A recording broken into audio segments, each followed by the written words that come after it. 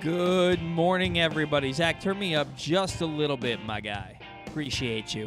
Good morning, everybody. Welcome to the Battle Round. It's our first regular season Battle Round in about 6 months, and we're excited to be here with you today. I just want to remind you that the Battle Round is brought to you by the Baltimore Police Department. Join a proud new generation of Baltimore police and make an active difference in your community. Start with competitive wages and excellent benefits on day one. Join for good at bpdrecruit.org. We had Baltimore Police Commissioner Michael Harrison on Glenn Clark Radio yesterday, and he was saying that they have the best starting wages in the state. You're starting off with about $60K joining the Baltimore Police Department. So go to bpdrecruit.org and sign up today. Become a police officer. Help your community. It's a great and worthy cause. So, hey, Zach, I see we're having some trouble on WavePad over there. Do me a favor. Go up to record options. Yes, click stop recording. And then just click OK. And then start the recording again. No, you should just start. Either way, just start the recording again.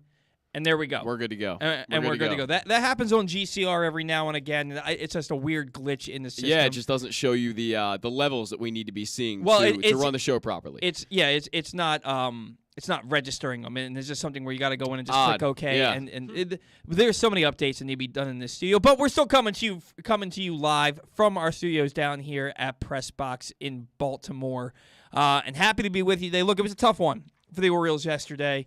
A lot of things to like, a lot of things not to like, and so let's start with the good, okay? Because always a good thing. Let's start with the good. John Means, look, the pitch count was a little higher than you'd like. For 4 innings pitch, he was right around close to 80 pitches. But look, Means went out there and he gave up just the one earned run with 1 walk, 5 Ks, 6 hits allowed, and 4 innings pitched. The Rays, their 2 runs came off of sac flies.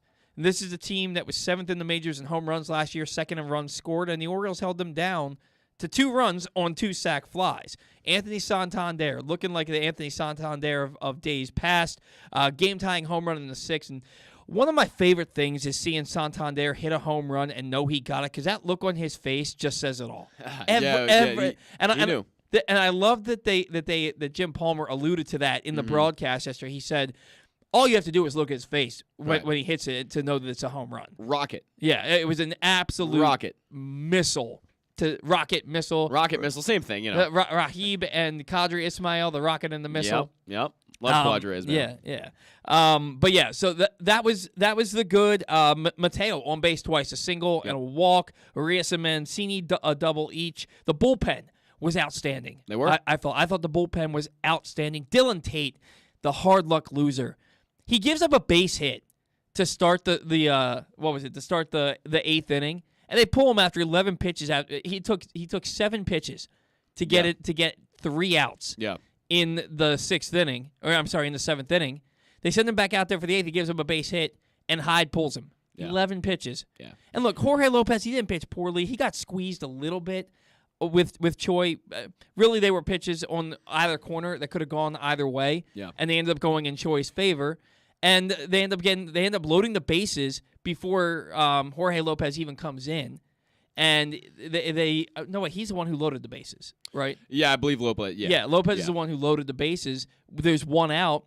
He gives up the sac fly, and the next thing you know, it's 2-1. It was just a hard luck loss for Dylan Tate. He pitched better than that. Yeah. He's got a 9 ERA staring at him in the face, and he pitched well. They all pitched well. I think I was most impressed with Perez out of all of the guys that I saw, because Perez, maybe it's just because I didn't expect it as much. I didn't see him a lot in spring training. I don't think he did pitch in many of the games that were on TV. He comes out there and, kind of a 3/4 arm slot lefty that, throws decently hard and has some good break on his breaking pitches, and the guy looked good. I mean, he's obviously the replacement for Tanner Scott. That's kind of what I've gathered at this point. And that's what you have to look at is, you trade away Tanner Scott. Yeah. But now you have a guy who throws just about as hard as Tanner Scott. Yeah. He has a wipeout slider. Yep.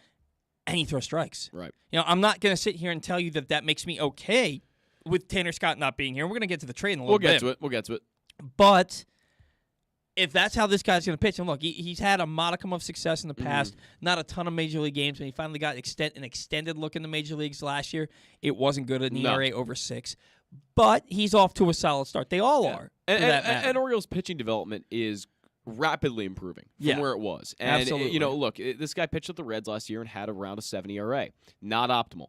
But, he's 26 years old, 25 years old? 25. He's 25. There's a lot of molding you can do with a guy like that. I mean, the Orioles can take him and give him to Chris Holt and say, all right, let's look at the metrics, let's look at the advanced data and see how we can make this guy a better pitcher. And I guarantee that that's something they've worked on during spring training and right now. They're going to go through it the whole year with this guy.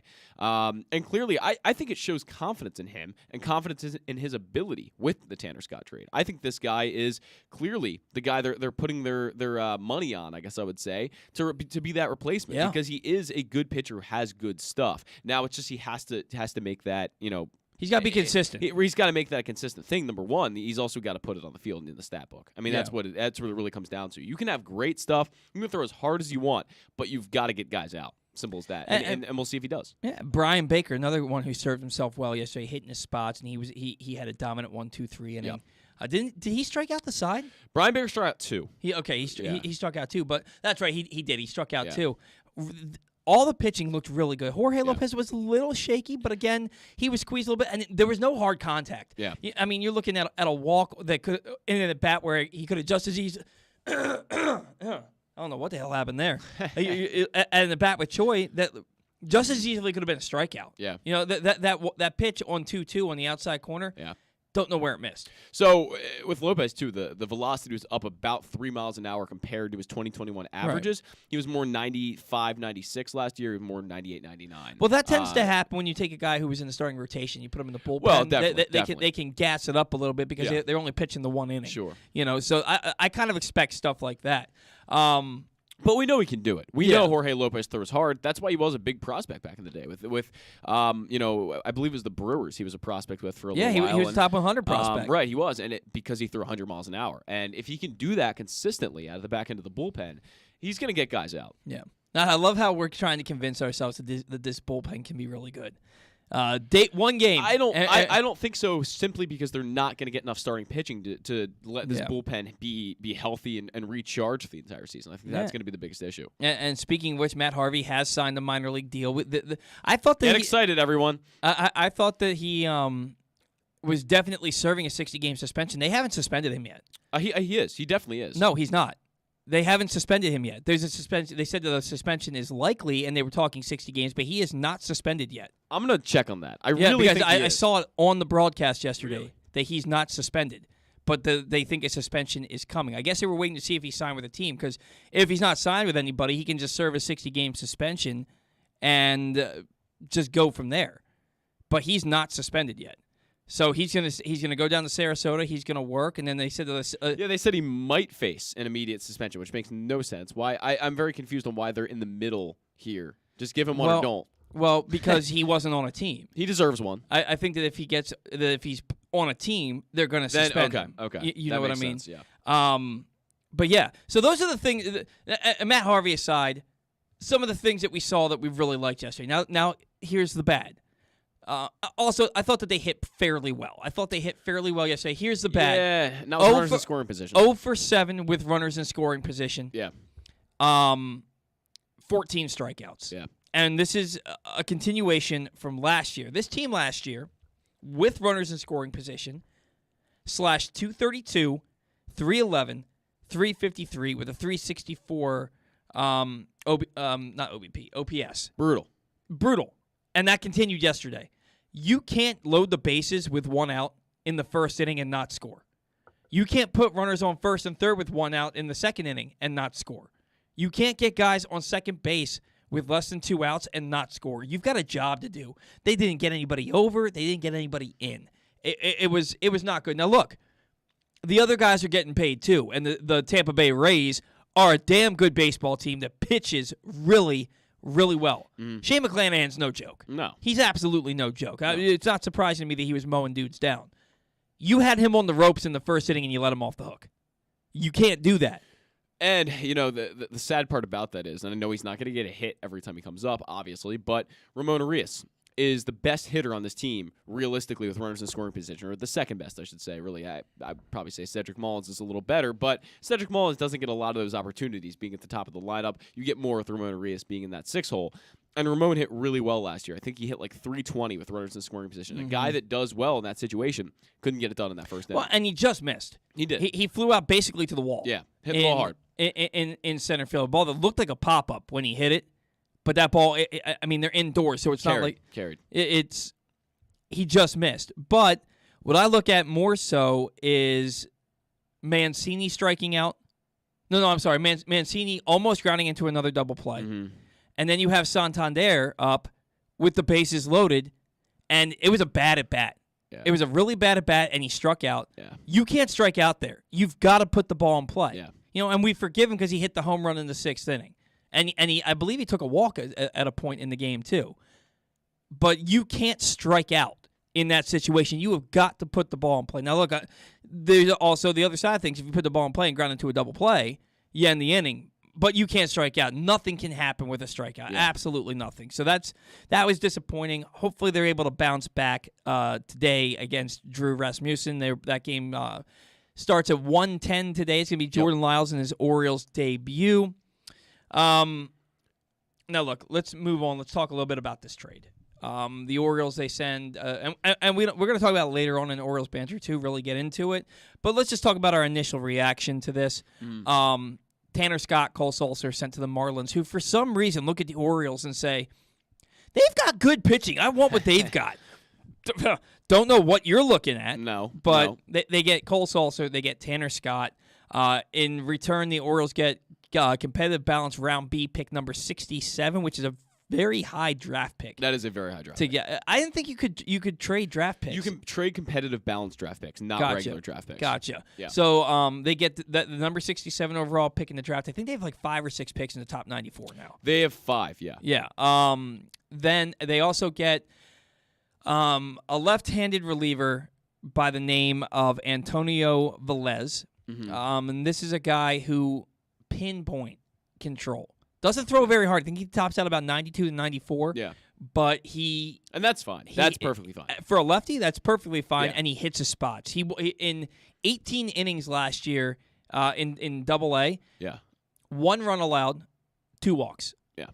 He walked 11 guys between Double-A and Triple-A. Not a ton of walks last year. The guy, and this is a guy, if you read some things from the Marlins, he could be in the major leagues this year. He's going to get his start at Double-A. They'll probably, if he's successful, he'll move up to Triple-A probably pretty quickly, I would imagine. He'll probably get a shot in the major leagues this year. They also get 17-year-old outfielder Kevin Guerrero. Or is he 16? 17. 17-year-old outfielder Kevin Guerrero. I don't know anything about this guy. All I know is that he signed in the international signing period for $600,000. I'll tell you what that move is. That is Mike Elias not getting a guy he wanted, and now he just got him. Hey, that's what it is. Is really Mike Elias has done this multiple times with guys where he tries to sign them in the international signing period, can't, gets them in a trade. That's something they've done a lot of, and I think it's a really smart strategy just based on the Orioles are big into modeling and statistical projection and all that, and they can look at a guy like this who's 17 years old and project what he is. At 22, 23, that's always a pretty decent gamble to take, I think. So there's a good chance this guy never turns out to be anything. It's a wild card, complete lottery ticket, but you never know. Well, yeah, and basically what you got is you got a guy who could be a major league reliever and a good major league reliever, and you got a high draft pick. Yeah.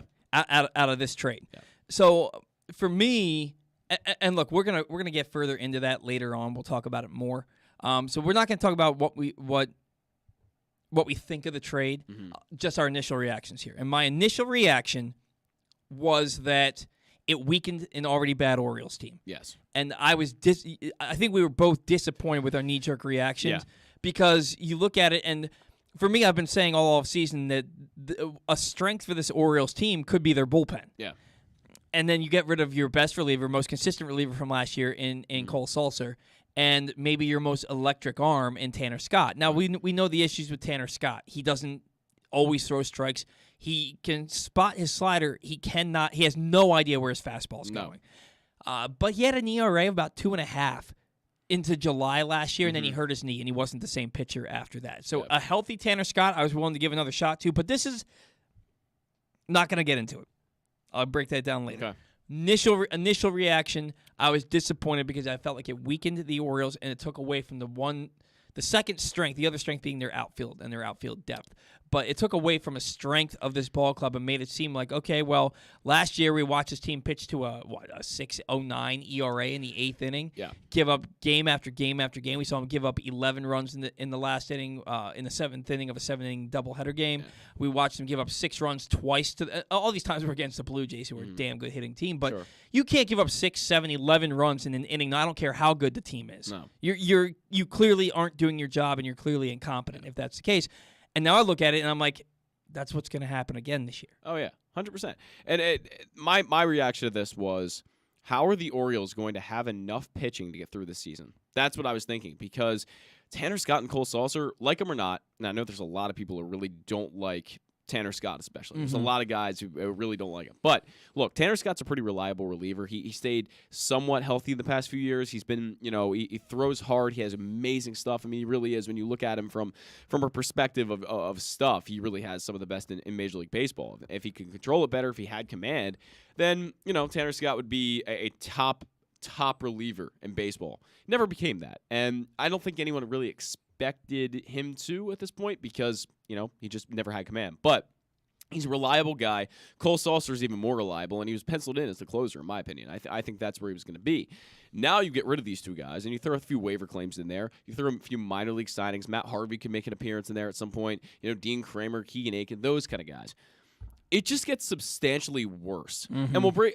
I do have feelings on the other part of this trade and what the Orioles received, but you just look at it from a perspective of the Orioles used an unbelievable amount of pitchers last year. I think it was a club record, right? Yeah. The most they've ever used. That's going to even go up this year because you look at a truncated spring training and guys not really in the same training regimen all season they would have been because of the lockout. And then you trade away your 2 best bullpen arms. That's a little bit concerning to me. Yeah. I just don't know how you can really say at this point the Orioles bullpen is going to be. And also, I do want to say this too, is that they have no starting pitching. So the bullpen is going to be taxed all years. These waiver claims, even if they're good, which is obviously a big question mark. We just don't know about guys like Joey Caribbeal and even Brian Baker. We have no idea what Brian Baker is going to look like over a whole season. He looked good yesterday, but we don't know. You're removing same thing with Sanel Perez. Exactly. Perez is the same way. You can have great stuff and not have consistency over an entire year. So subtracting your 2 best bullpen pitchers, kind of a questionable move to me. Absolutely. And then you have people who are making it seem like Sulser was nothing more than a run-of-the-mill reliever. The guy pitched in 60 games last year and had a 2.70 ERA. That's not run-of-the-mill. That's a damn good reliever. Oh, he's a 32-year-old run-of-the-mill reliever. But teams value these guys very highly. But he was the only guy that you could trust throughout the entire year. He was the only consistent part of your bull. I don't care that he's 32. I don't care that he had a stop in Tampa Bay before he got here. He was good in Tampa Bay in 7 games. He didn't give up a run. I don't care that his career started late. No. Better late than never. Some people are late bloomers. Sure. You can't convince me, this is just it's the same thing with Richard Blyer. They didn't say that about Richard Blyer. Yeah. They didn't say that about Richard Blyer. Richard Blyer was a damn good reliever. He had an oblique, like a terrible oblique tear. He did. And it took him a long time to come back. But then when he finally he came back, he wasn't the same. He came on at the end of the season the next year, which was what was it, 2020? The beginning of 20. Yeah, it was the beginning of 2020, that July. And he was pitching well for the Orioles. He was pitching really well, and he gets traded. And look, I understand the trade, but nobody was sitting there then saying, "Oh, well, this is just your cookie cutter reliever. He's just run of the mill." No, he was a good reliever who just happened to be 33 years old. The Marlins love our guys. I don't know why. Well, the thing about the Marlins is they take all of our good guys. They took Wei Yin Chen. Now he floundered there. Yeah, he wasn't good. They took Zach Pop, who we think is going to be something. Yeah. He was good the first half of the year last year with them, then struggled down the stretch. Richard Blyer, good reliever. Tanner Scott. If they turn him into something, God bless him. Yeah. God bless him. You know what I mean? But this is the first time that I've been on board with the idea of trading Tanner Scott. Before this year, I was absolutely no. Absolutely not. You do not trade him. But he's had 1 year in his entire career, and it was a truncated 60-game season where he looked like the guy we thought he could be. We've talked a lot about on the show the fact that when Adley Rutschman is promoted, when Grayson Rodriguez is promoted, surrounding them with talent is key. And you just subtracted the two best bullpen pitchers out of your bullpen. That's just where I stand on this trade. I'm a little bit like, all right, I like this for the Orioles in a way because I do like the return, and I'll explain more of why later. But I don't know. I just look at it as you're really subtracting from a strength that you've built. I mean, this is and Salser, fine. Salser was 32 years old, maybe not going to be the next competitive on the next competitive Orioles team. Tanner Scott, man, I don't know. You know what though? Darren O'Day's 39 years old, and he's still getting it done. He is. So, look, we'll get more into that. I don't want to spend any more time talking about it during the introduction of the show. We'll talk about it later in the Orioles banter. I do want to talk a little bit about Grayson Rodriguez since you brought him up. Last night in his AAA debut. Look, he only threw 61 pitches. He only threw 4 innings. Yeah. 1 hit, 1 walk, 7 Ks. That's our guy. You see that guy go out there in his first AAA start ever and dominate. Mm-hmm. That's domination. I would have liked to see more innings, personally. Well, but here's the thing. I'm still... But Zach, they're building up major league pitchers the same way. Sure, yeah. You know what I mean? Yeah, there's no way that a month from now, John Means only goes 4 innings yesterday. There's no way that Shane McClanahan only goes 4 1/3 yesterday. Every team's doing this. They're all just building up their pitchers. My point Max is Scherzer is the lone exception here. Mm-hmm. Sure. My point is more that Grayson Rodriguez, we haven't seen him go 6-7 innings yet. We just haven't, and I'd like to see it at some point. He's going. But yeah, you're right. They're building him up for sure. They're handling him the same way they're handling. Every team is handling their pitchers. The outliers, of course, being. And I said that Max Scherzer is the lone exception. He's not. The Padres. Or some guys that Sean Manaea, Yu Darvish, 7 innings, 6 innings. Those two guys. Scherzer 6 innings yesterday. So but those guys are established big league pitchers. Grayson Rodriguez, he's going to be here probably sooner than later if he continues to do what he's doing. If he does what he did yesterday and they get him built up to 5-6 innings, 100 pitches, he'll be here next month. There's not a doubt in my mind he'll be here next month if he continues to progress that way. I'm pretty confident in that too. Yeah. So really, really great to see Grayson Rodriguez hit the ground running in AAA. And speaking of hitting the ground running, Yusniel Diaz. He is. He was on fire in the spring, and he's on fire at Norfolk. He's got 2 home runs already. He's got like 3 or 4 doubles. He's driving the ball. He's driving in runs. He's tearing the cover off the ball. He's getting on base. 2 more hits last night. Another home run. Another double. A walk. This is a guy who is. He's got a lot to prove. He's got a lot to prove, but he's doing it right now. He is. He's doing exactly what they hoped he would do. What they hoped he would do last year. Yeah. And Jahmai Jones, another guy, hitting 465 right now. I'm going to cool it with him. I'm not a believer there. Yeah, but look, it beats the alternative. It does. It beats does. And then Rylan Bannon 4 for 4 with a home run and 3 RBIs last night. That looks good too. I think Kelvin Gutierrez is going to get a good long look. Extended look, sure. Because Bannon had a bad year last year. I don't want to say I'm not a believer in Bannon. I just don't really see it at this point. No, I don't see it either. But it's all these guys. I don't see it with any of those 3 guys yet. It's up to them to continue to play well and prove it to us. I mean, Diaz is by far the most toolsy guy of the 3. And Diaz, I could see being a average major league starter. I could certainly see that. The other 2, maybe more role players. Some utility guys, something like that. Yeah. No, exactly. With Bannon, I don't know. I think you want, but I mean, if Bannon can play second base and first base. He can play third too. I know he starts at third. That's his position. Yeah. That's why I was saying if he can play as a utility guy, if he can also play second base and first base, you know what I mean. But at 5'8", you probably want a taller. I was going to say he's a little bit of a shorter guy. For first baseman. But look, we're going to see. It beats the alternative. They're tearing the cover off the ball down there in Norfolk, and that's without Adley Rutschman, without DL Hall. And Kyle Stowers, who's missed 3 or 4 games now because he got hit on the hand, but he probably play today. They're looking good down there. The affiliates last night scored 45 runs. I was in Bowie last night, actually. Bowie. So Drew Rom took the mound for Bowie. Gave up 3 earned. Didn't have his greatest start. He just missed with a few fastballs. The slider looked decent. I mean, there was some good stuff coming out of Drew Rom. It just wasn't his best outing, and he only went, I think, 3 innings, maybe 4. But he gave up 3 earned. Just wasn't his night. Yeah.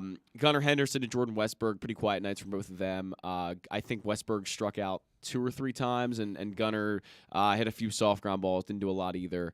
Some of the other guys, J.D. Mundy looked really good. Yeah. Hudson Haskin had a very hard hit ball. He had 3 doubles. Yeah, night. he smoked one. I think it had to be an exit velo of 110. I mean, he destroyed it down the left field line. I'm surprised to see Hudson Haskin because of the injuries that he had last year. I was surprised to see him start at AA this year. But I was too. This regime, they seem like they want to challenge their guys. Oh, that's the right move in my opinion. Yeah. Challenge them, make them play a little bit above their level, and I think that's a good thing. And then quickly, for a second before we call Stan, Aberdeen. Yeah.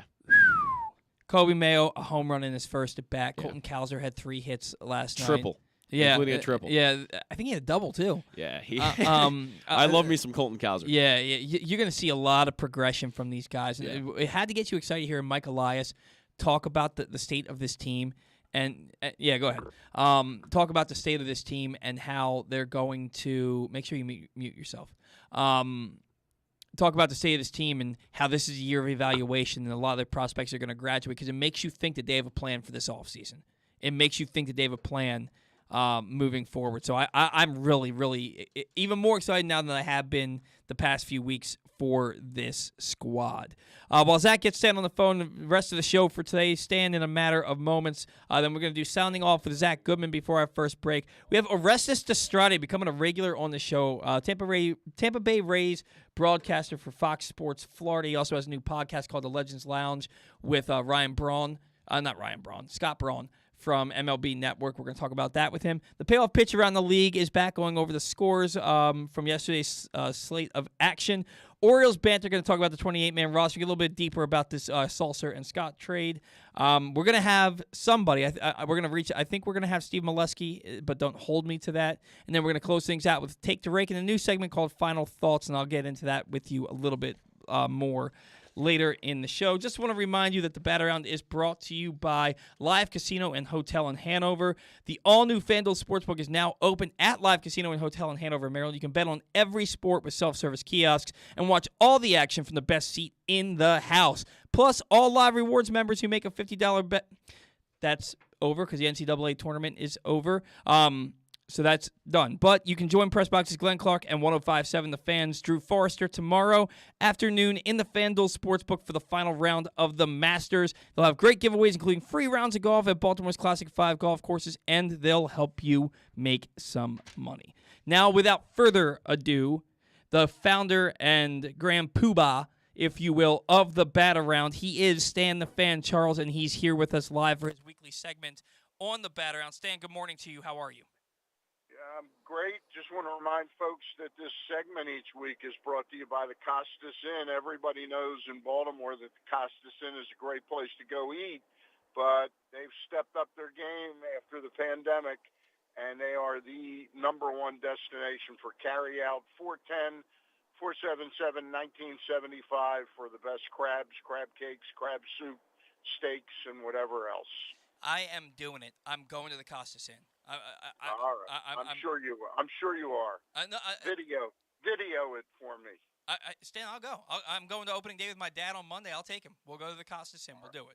All right. Stan, what's going on, guys?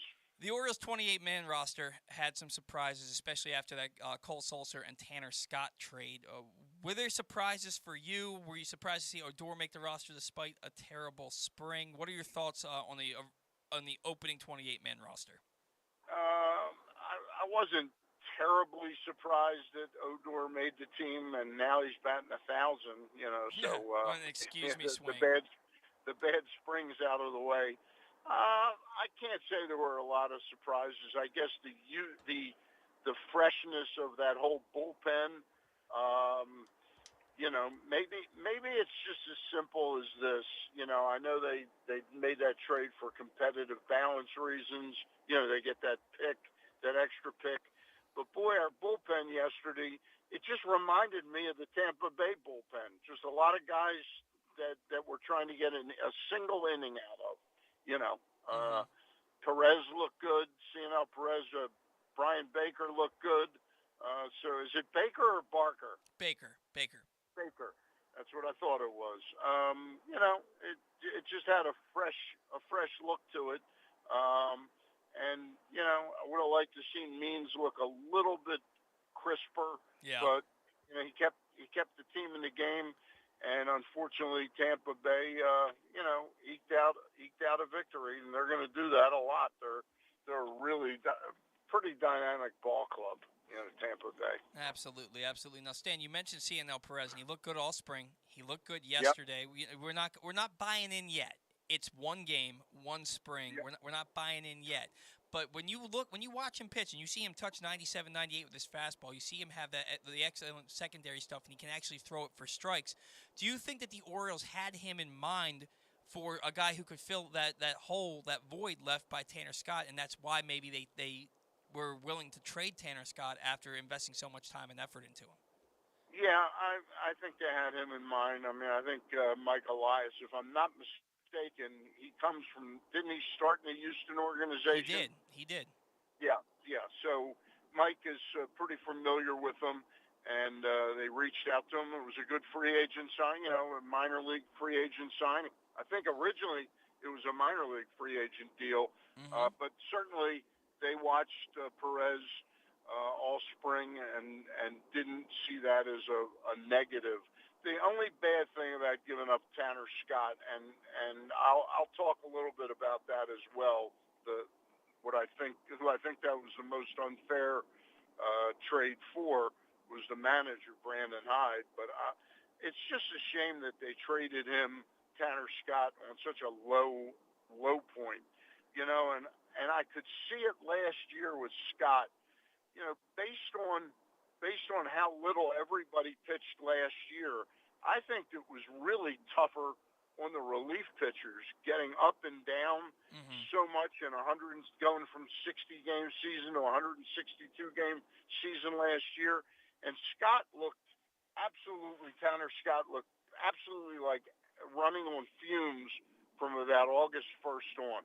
Well, and in July he had that knee injury that hampered him the rest of the year. Before the knee injury, his ERA was about 2.6, and after that it ballooned. He ended the year over 5.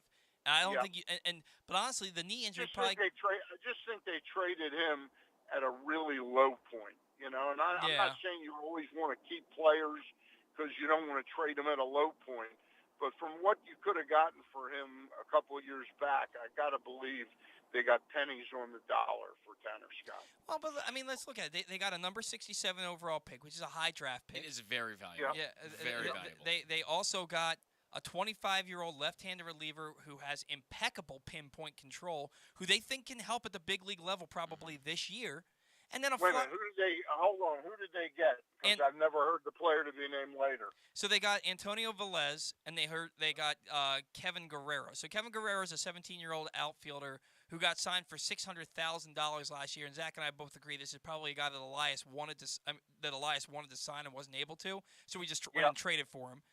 Antonio Velez is a guy who had pinpoint control. No, I read about these two guys. I thought there was another player to be named later. There is. It just won't be known until. We don't know yet. But the point I'm making is you've again in this trade, and again the Orioles aren't going to live or die by having Cole Sulser and Tanner Scott this year. But geez, I would have liked to see, and I wrote this in my piece that'll be out in the new press box. If Mike Elias is really dealing faithfully and honestly with Brandon Hyde, he should have made this trade and then given Brandon Hyde a 2-year extension. Yeah. Okay? It's just constantly chopping his feet from under him. And he really hasn't had a fair shot, Every time they get a shortstop, they trade him after 60 games, or 30 games, whatever it is. It's just he hasn't had a really fair shot at managing a really competent major league club. And the fact that they got a 17-year-old doesn't do an awful lot for Brandon Hyde's future. Yeah, no, I agree with you. A lot of these guys are guys who probably won't be here till potentially Brandon Hyde's long gone. I'm beginning to see the inevitable handwriting on the wall, and I think to not do this in tandem, to not have extended him going into this year I don't think it sends a good message to the team. I'll tell you, and ever since he kind of came back into the news last week, and Zach and I'll talk about this a little bit later on today as well. But he's now a broadcaster. Got a kind of an unfair shake in New York. He didn't even get to start yet. I'm looking at Carlos Beltran, man. I would not put it past Mike Elias making Carlos Beltran the next manager of the Baltimore Orioles. I'm not gonna give too much credence to it, but it's in the back of my mind. And now that you're saying that's a very good name, because everybody's chirping to me. Well, it's obvious Buck Britton's going to be the manager. They need to, and nothing against Buck Britton. Buck may one day be a very fine major league manager, but he's managed all of 2 seasons in the minor leagues. And he didn't play in the major leagues. Not that you have to have played in the major leagues. I think a name like Carlos Beltran is exactly what they would be looking for. Something that would excite the fan base. Buck Britton does nothing to excite this fan base. I don't know how many times a team has actually groomed a manager throughout the minor leagues and then brought them upstairs. That argument never really made sense to me that, Buck Britton's just the automatic next manager. I don't think that has anything to do with anything. Right, I think Buck is proving. I think Buck Britton. I want to be careful so people don't think I'm talking about Buck Showalter. I think Buck Britton is being a good soldier and is more adaptable to the way Mike Elias wants things to be taught and preached than Gary Kendall was. Yeah. So he's a team guy coming up through the system. I just don't think that, like Zach said, they're not grooming their next manager, especially with their current manager still in house. Right. I agree. I totally agree. I mean, you're always grooming managerial talent or coaching talent. Earl Weaver came up to be a coach under Hank Bauer. I just don't think that's been their plan all along. Yeah. And you mentioned Buck because you don't want to get too confused, and I know this wasn't in my notes, but did you happen to catch that game last night between the Mets and Nationals, Stan? No, I didn't. It was on Apple, and we're converting over to what's it, Roku or something like that. Okay. But I don't know how to work it yet, so my wife didn't put it on the TV in our den yet, and I didn't know how to get over to Apple. I was watching the other game. It was actually a very great game. It was a Toronto-Texas game. Oh, yeah. Toronto came back from a 7-0 lead after 2 innings. Yeah. To win the game 10-8. Yeah, that was an incredible game. Well, the reason I mentioned Buck is that in Game 1, Nationals pitchers hit 3 Mets batters throughout the game, and then last night drilled Francisco Lindor right in the face, like right in the mouth. And Buck was the first one out of the dugout, fired up, dropping F-bombs, going around umpires, and it reminded me of what he was like here. And for me, I guess I don't really have a question here. It was just good to see him get to see Buck back in the game and reminding people why he's such an important manager and why he's so good. And I think he's such a huge get for the Mets because they have all the talent in the world and they have the right guy leading them now, I think. So, Stan, Orioles, they lose Game 1 yesterday. We talked about the pitching and how good that was yesterday. Now, you get to the offense, and the team, they hit fairly well. But the same issues that happened last year crept back up. 0 for 7 with runners in scoring position. Struck out 14 times. After last year, slashing 232, 311, 353 with runners in scoring position. Are you concerned that this is the same, that these issues are going to stick around this year? Repeat that. I'm sorry. You lost me there for a second. All right. So the Orioles last year with runners in scoring position, they hit just 232 as a team with a 311 on base percentage and a 353 slugging percentage. And that was a big issue for them this year and last year. And then yesterday they go 0 for 7 with runners in scoring position. They wasted a number of opportunities to put some runs on the board. Is that a concern for you moving forward, or is it just you're looking at it as just one game? I don't expect this. I don't expect this club to be a whole lot better in that department. I just don't think they've got that talent there. Yeah, I think there's something to be said for that because judging off of yesterday's game, it doesn't seem like they have the patience at the plate to be able to generate a ton of offense with guys in scoring position. A lot of guys, even when all they have to do is hit a ground ball to the right side, it looks like they're just trying to mash the ball over the fence. And that at bat by Santander with the bases loaded in the first inning was absolutely terrible. It was just awful. Terrible. Absolutely terrible. I mean, it's nice that they hit the solo home run, but that was giving. We had a real chance. I'm not saying to break the game open, but to jump out and get a couple run lead there, and we got nothing out of that. Yeah, I don't think this is a very good offensive team. I mean, it's got some exciting players. It frankly reminds me a great deal of and I hate to say it, of the 14, 15, 16 teams. They just do not have the on base percentage that's prerequisite to winning. Yeah, that's true. I mean, Ramon Arias is the one guy who. I watched that team play the entire 2014 team and really believed in that team. Mm-hmm. And then it just became apparent to me in watching them in the playoffs that we were watching a team beat us that truly was a much better team in the Kansas City Royals at getting on base. And getting on base is a prerequisite to scoring runs. Yeah, no, I 100% agree with you, and I think that's why the Orioles have targeted so many college bats. They have an entire minor league system flush with guys that don't strike out but get on base at a pretty high clip. That just hasn't translated to the big league level yet. I do want to talk to you a little bit about Robinson Chirinos. The bat, I think that he's past a point in his career where he's an impact bat.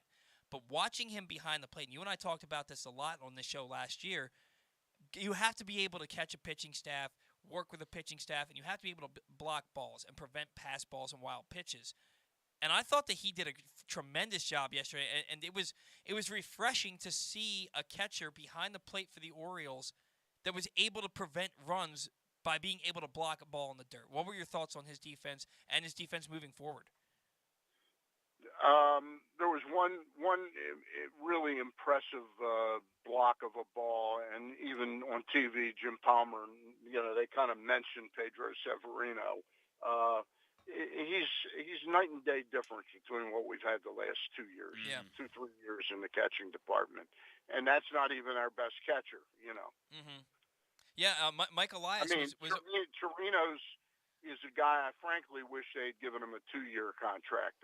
He's a perfect guy to be here with Rutschman and to start, the first 30 or 40 games basically the first 30 out of 40 games this year. Yeah. Yeah, I think that his age, because he's like 37, 38 years old, that's probably why he wouldn't get a 2-year deal. Right. But it was Mike Elias was on in the first inning yesterday, and he said that since he's been here, this is the best catching group that the Orioles have ever had. And you don't want to slight the guys that were here like Chance Sisco and Austin Wynns and Pedro Severino, but to hear your general manager say that, it really gives credence to how much better even an Anthony Benboom and Jacob Nottingham are compared to what has been here in the past. Yep, I couldn't agree more with you. And it was an essential thing that they had to do. And Frank, to be honest with you, and I know that we had the pandemic and all that, to go through 3 years of that garbage behind the plate was just really, it's disgraceful. Yeah, it was. It bordered on malfeasance by management to have Chance Sisco and Severino be your catchers. Yeah. They were absolutely awful. Yeah. And our cover story, I'm sort of previewing it. It's out on April 20th this year, and our editor, Luke Jackson, has done a great job on it. It's about Adlai Rutschman, but it's not about all this BS about is he the face of the franchise, and it's not about his offense, because he's going to be a good offensive player. He'll be better, much better than Matt Wieters was overall, but he's not a transcendent offensive player. But what the story really is about is this guy's passion for catching, born out of his father being a great catching teacher, and what that might do to our pitching staff finally. Tangibly elevate the pitching staff back to being, a very positive pitching staff. Yeah, no, absolutely. I think that's one of the things that when people sit there and they say, Why would they put Bobby Witt above Adley Rutschman on MLB Pipeline? Well, because Bobby Witt is a shortstop who tears the cover off the ball. He's going to hit 300 with 30 home runs every year. What Adley Rutschman has is he has the bat that's going to play, but the glove and the arm behind the dish that's transcendent, that's going to make you a more competitive ball club. And I think you hit the nail on the head there with him, that he is so much more than just a hitter. And I think that it's really important for people to understand. Now, Stan, we're kind of up against it. We have a lot of show to cram into a little bit of time. So I have one final question for you. Today's matchup, Jordan Lyles versus Drew Rasmussen, the first pitch at 1:10 today. What are you looking for out of Jordan Lyles, and what are you looking for from today's game?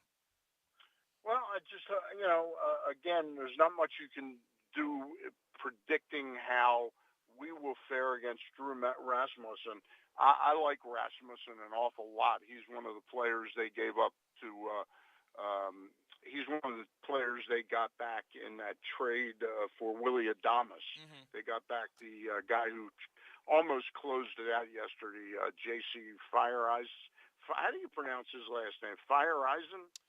That is not one I know how to pronounce. Yeah, I don't know either. I do not It's know. one of the most unusual names. Anyway, They got Fireeisen and Rasmussen back for Adames, and everybody thought, wow, Milwaukee, and that's a win-win trade because Adames really lifted his game and gave Milwaukee a solid shortstop. And Rasmussen's a really nice pitcher. I really like him. But I wouldn't expect him to go more than 5 innings. So, again, we'll probably have to face this battery of one-inning arms late in the game.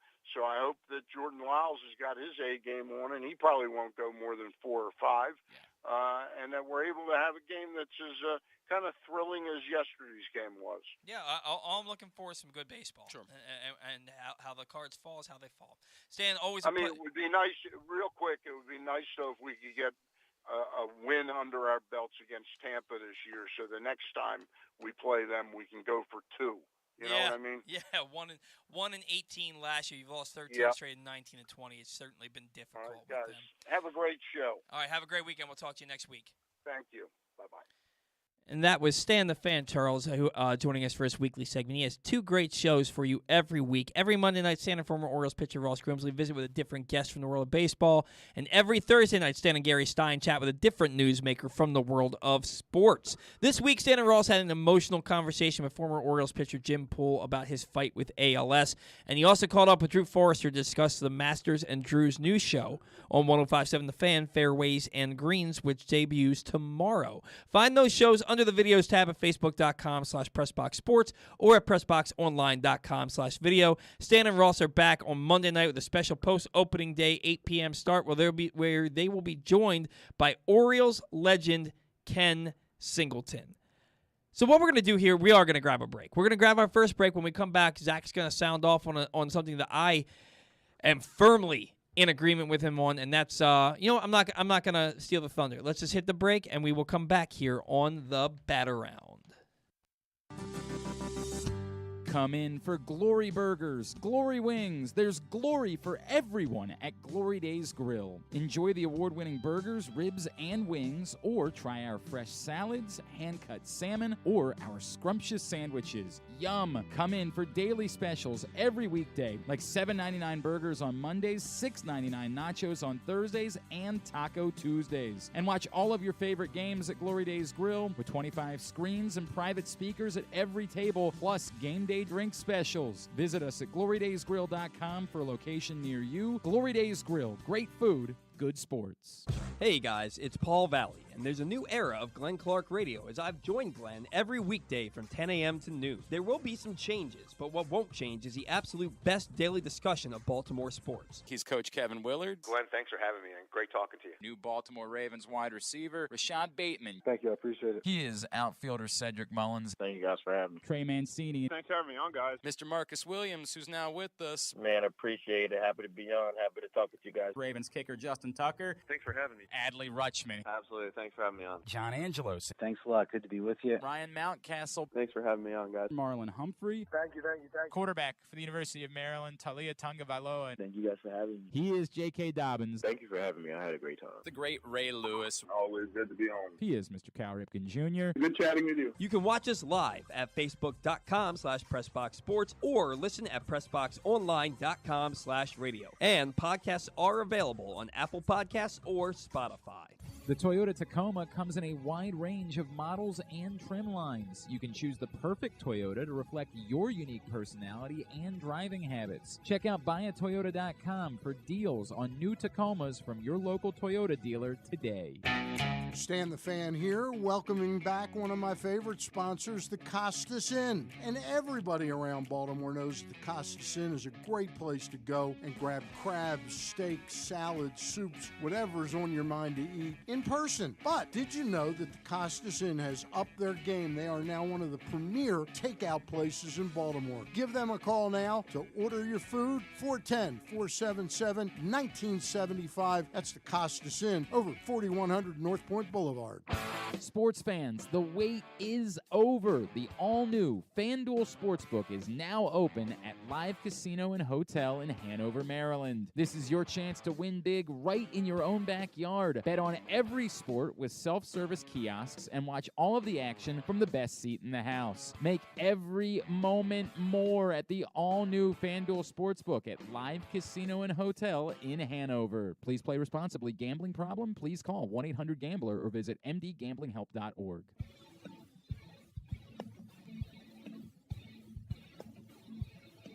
All right, welcome back to the Bat Around. Rolling right along here on another Saturday at Pressbox in Baltimore. Just want to remind you, today's show is brought to you by your local Toyota dealer. Whether your focus is luxury and comfort, convenience and technology, advanced connectivity, or sporty performance and aggressive styling, we've got the perfect Highlander for you. Check out buyatoyota.com for deals on new Highlanders from your local Toyota dealer today. Dealer. Dealer. Is that how I said it? Yeah. Dealer. All right, DC United. Nitro. Yeah. I tried Pepsi Nitro. By the way, did you? What is that? So I've heard of it. It's this new soda by Pepsi. Okay. Called Pepsi Nitro, and I guess they use nitro. Nitro. Nitro instead of however else I'm not a science guy, so I don't whatever they do to carbonate it, they don't do that in this. I'm not a science guy. Whatever they do to carbonate those drinks over at Pepsi. I'm not Bill Nye the Science Guy over here. But I tried it, and you know what? I don't want this. They're not a sponsor. I don't want to disparage. I wasn't not a fan. I tried both the regular and the vanilla. It's not for me. Okay. I thought it would All be, right. just not for me. Fair not enough. for me. So you want to sound off on something, and I saw this yesterday, and when I saw this, I said, "What in the hell is Aaron Judge thinking?" Yeah. What in the hell? And Yeah. that was when it was reported that he was offered 7 years, $213 million. Mm-hmm. Then we see they offered him $232. Well, I guess because they were going to pay him.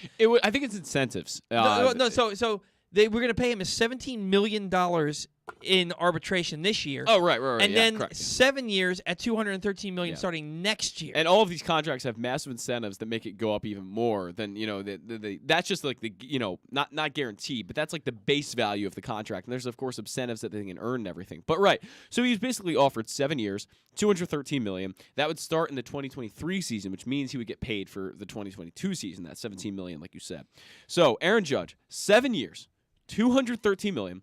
For a guy who's been often injured, for a guy who has, I wouldn't say significantly regressed, but he had 39 home runs last year. He did, but if you compare that to the year he had in 2017, his near MVP campaign, the year he won Rookie of the Year, he was MVP behind Jose Altuve, and we don't know if Altuve really won that MVP legitimately because that was the sign-stealing year for the Houston Astros. But he had an amazing year in 2017. Then he had some years where he barely played any games. He would play 20, 50 games a season. He was injured, always injured on in the trainer's room, and just having so many different issues. And Aaron Judge really hasn't played a full season until he did in 2021. And he had a good year. Aaron Judge had a really, really good year. This guy is a very, very, very good baseball player. But he's 29. He's often injured. And he's a guy that is probably, gonna regress at some point defensively, and he's a guy who's gonna get into his 30s. He's and a slow monster. down a little He's bit. 6'7", Right, 280 pounds. This is a guy who could end up at first base one day because he's gonna slow down. He's gonna, that's how baseball players get into their 30s. They start to slow down a little and when bit. you're that size, your Right. body gives out on you a lot Exactly. quicker. And I would expect Aaron Judge is going to have more injury issues. That's what happens when you're that kind of size. So why are you turning down a contract that's offering you 7 years and $213 million that would have made him the second highest paid outfielder behind Mike Trout in baseball? Now, I know that Aaron Judge is going to get an amazing amount of offers on the free agent market. There will be teams that will be in the market for him, and he'll get paid. He might even get paid more than $213 million. But it's guaranteed you right now. You can sign that contract and basically be, I don't want to say a New York Yankee for life, but he may be. He could, he could A be 7-year he'll be there contract till at 29, 36. his size, 36. You're a Yankee for life. Right. And New York loves that guy. He is the face of the franchise in New York. This is a guy that is the guy. You walk around New York City, you see Judge jersey. I saw a Judge jersey in one of my classes yesterday. And this is in Maryland. Like, people love Aaron Judge. You want to stick around and be on a competitive team. The New York Yankees, they make the playoffs every year. They're a very competitive team that is going to be competitive throughout that lifespan of that 7-year contract. If you go out and sign, I don't know, with the Texas Rangers or something, it seems like a deal they'd give out. You're not going to be nearly as competitive as you would be in New York. I just do not understand for the life of me why Aaron Judge doesn't want to stay in New York and be a part of this team for the rest of his life. The only thing that I can think of is that he wanted it to start this year. The only Why? And that he wanted to. Maybe he was looking for 8 years, Maybe. starting this year, Maybe. at $245 million. Maybe. Or $244 million. Yeah. Maybe that's what he was looking for, and he wanted to make double what he's making this year. Mm-hmm. That's the only thing that makes sense to me, because you've got to know about your injury history, the fact that you're 29 years old, Right. and your size. You're not going to just stop getting hurt, man. Right. And That's the way it is. If they're going to pay you $30 million a year through your age 36 season, You should take that you deal. should sign up for that in blood. That's what I'm saying. Now, there are some stupid teams out there, like the Colorado Rockies, who will come at him in free agency and sign him for 9 years, $275 million. Yeah. And if you, God bless you. More power to him, I guess. God bless you if you sign Aaron Judge for anything longer than 5 to 7 years. Have fun with that experience. God bless you. Now, look, a lot of teams, they sign up for the first 5 years of a contract, and then if you deteriorate down the stretch of that contract, okay. I just at his. It's weird to say because he's 29. He's significantly younger than me and not much older than you at this point. But at 29, you're getting up there for baseball. And they've kind of discovered that your peak is really about 27 to 29. Right. And they're going to pay you more money for what's going to be your decline. They're going to pay you $30 million a year for your decline. This is his age 30 season. He's turning 30 on April 26th. I mean, he's got very little time. This is his age 30 season. So this is... I just don't get it. I'm at a loss for words with this one. I saw this, and Brian Cashman was visibly shocked by this. If you saw the press conference yesterday, Brian Cashman said, we're disappointed. We can't believe it. Like, they were shocked, too. The Yankees are like, why are you turning this down? We made you a very competitive offer. There's only 2 guys that make more than $30 million a year. Right. That make and more. one of them is Mike Trout. Yeah. Right? I mean, how in the hell do you look at a 7-year, $213.5 million contract that they're offering you despite the fact you've only played 2 full seasons in your entire career? When New York loves you. Yeah. They love you. How do you look at that and say, nah, I'm good? Right. I know. Who do you think you are? I can't believe it. I can't believe it. Like you're not Juan Soto. You're not you're not Bryce Harper. You're not Mike Trout. You're Aaron Judge. You're as good of a player he is, he's not those guys. Yeah, you're very good, but you're not going to get more money than those guys. No. And Bryce Harper actually took less money to have the sustainability of where he's going to be, to have the comfort of knowing that he's going to be in the same And you would place. think Judge would want that sustainability. You would want the Yankees win every year. They win every year. They win 90 games, and they're going to do that. Nothing's going to stop that. The Yankees are not going to stop winning 90-plus games a year. Stop us now. And I mean, look, even as the Yankees are a weaker team this year than they have been in years past, they're still going to win 90 games. I would put money on that. And the sustainability is a big factor, I think, in signing contracts, and I'm surprised at this one. I can't believe it. Yeah, Do you have Orestes' number? I'm gonna check on that right now. I think I do. While he does that, just want to remind you, I do. Our number one is in the books here on the Bat Around. It is brought to you today by the Baltimore Police Department, doing a proud new generation of Baltimore police and make an active difference in your community. Start with competitive wages and excellent benefits on day one. Again, they have the highest pay rates in the state. When we had the commissioner on yesterday, they start you at $60,000 a year. So go join for good at bpdrecruit.org. That's bpdrecruit.org and join a proud new generation of Baltimore police. Joining us, I think we're gonna have to call him back. He said something that I just couldn't hear. This phone is very low, and I'm gonna have to call him back. And then he hung up, so I'm not entirely sure what went on there. But I'm gonna call him back. All right, give him a call back. We're looking to get Orestes Destrade on the show, but just a little bit more on Aaron Judge. I have to imagine that the only reason that he said no to this is because he wanted more money this year. He wanted more money up front this year. He doesn't want to play for $17 million. That's the only thing that makes sense to me. Because why in the blue hell would you not take that deal? You're getting paid over $30 million a year in your age 30 season. They're offering it doesn't even start till your age 31 season. They're offering you this contract. It doesn't make any sense to me. But moving on. Joining us now, our next guest is a broadcaster for the Tampa Bay Rays at Fox Sports Florida, and he has a new podcast with MLB Network Scott Braun on Sirius XM's MLB Network Channel 89 called Legends Lounge that will air every Wednesday. Orestes is Paul and Zach in Baltimore. Thank you for coming back on the show. You're becoming quite the regular with us. Thanks for taking a couple minutes today. Orestes, do we have you? All right.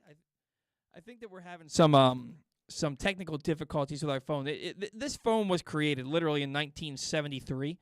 So Zach's going to give him another call back here in just a moment. We're kind of struggling here. I don't know what's going on, but looking to get Orestes Destrade on the show here. Love talking to Orestes. He's always energetic and enthusiastic here, and he's going to talk to us a little bit about some Rays baseball. Do you have the number? I do have the number. Is it a 727 number? Yes. Okay. Yes. Call him right now. I will. He's currently on the line here. I'm not entirely sure what's going on here. So I'm not entirely sure what's going on. All right, patch him through. We already have. This makes for great radio. A lot of this dead air. Orestes, are you there? Orestes, do we have you? All right, Zach, just try and give him a call back. He's gonna hang on. Switch seats with me. Just switch seats. Okay, let's do it. Let's switch seats.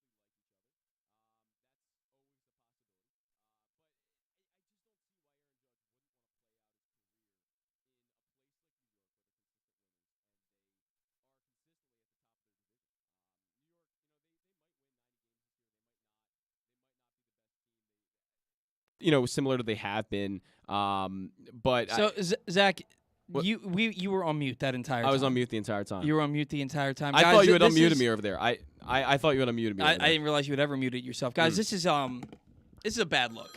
We're getting the call back now. This is not technically how this is supposed to go. But look, Aaron Judge on the situation again. I do want to talk about this a little bit more. There could be some issues with Judge and the front office. They're not, big fans of each other, and that could definitely be an issue.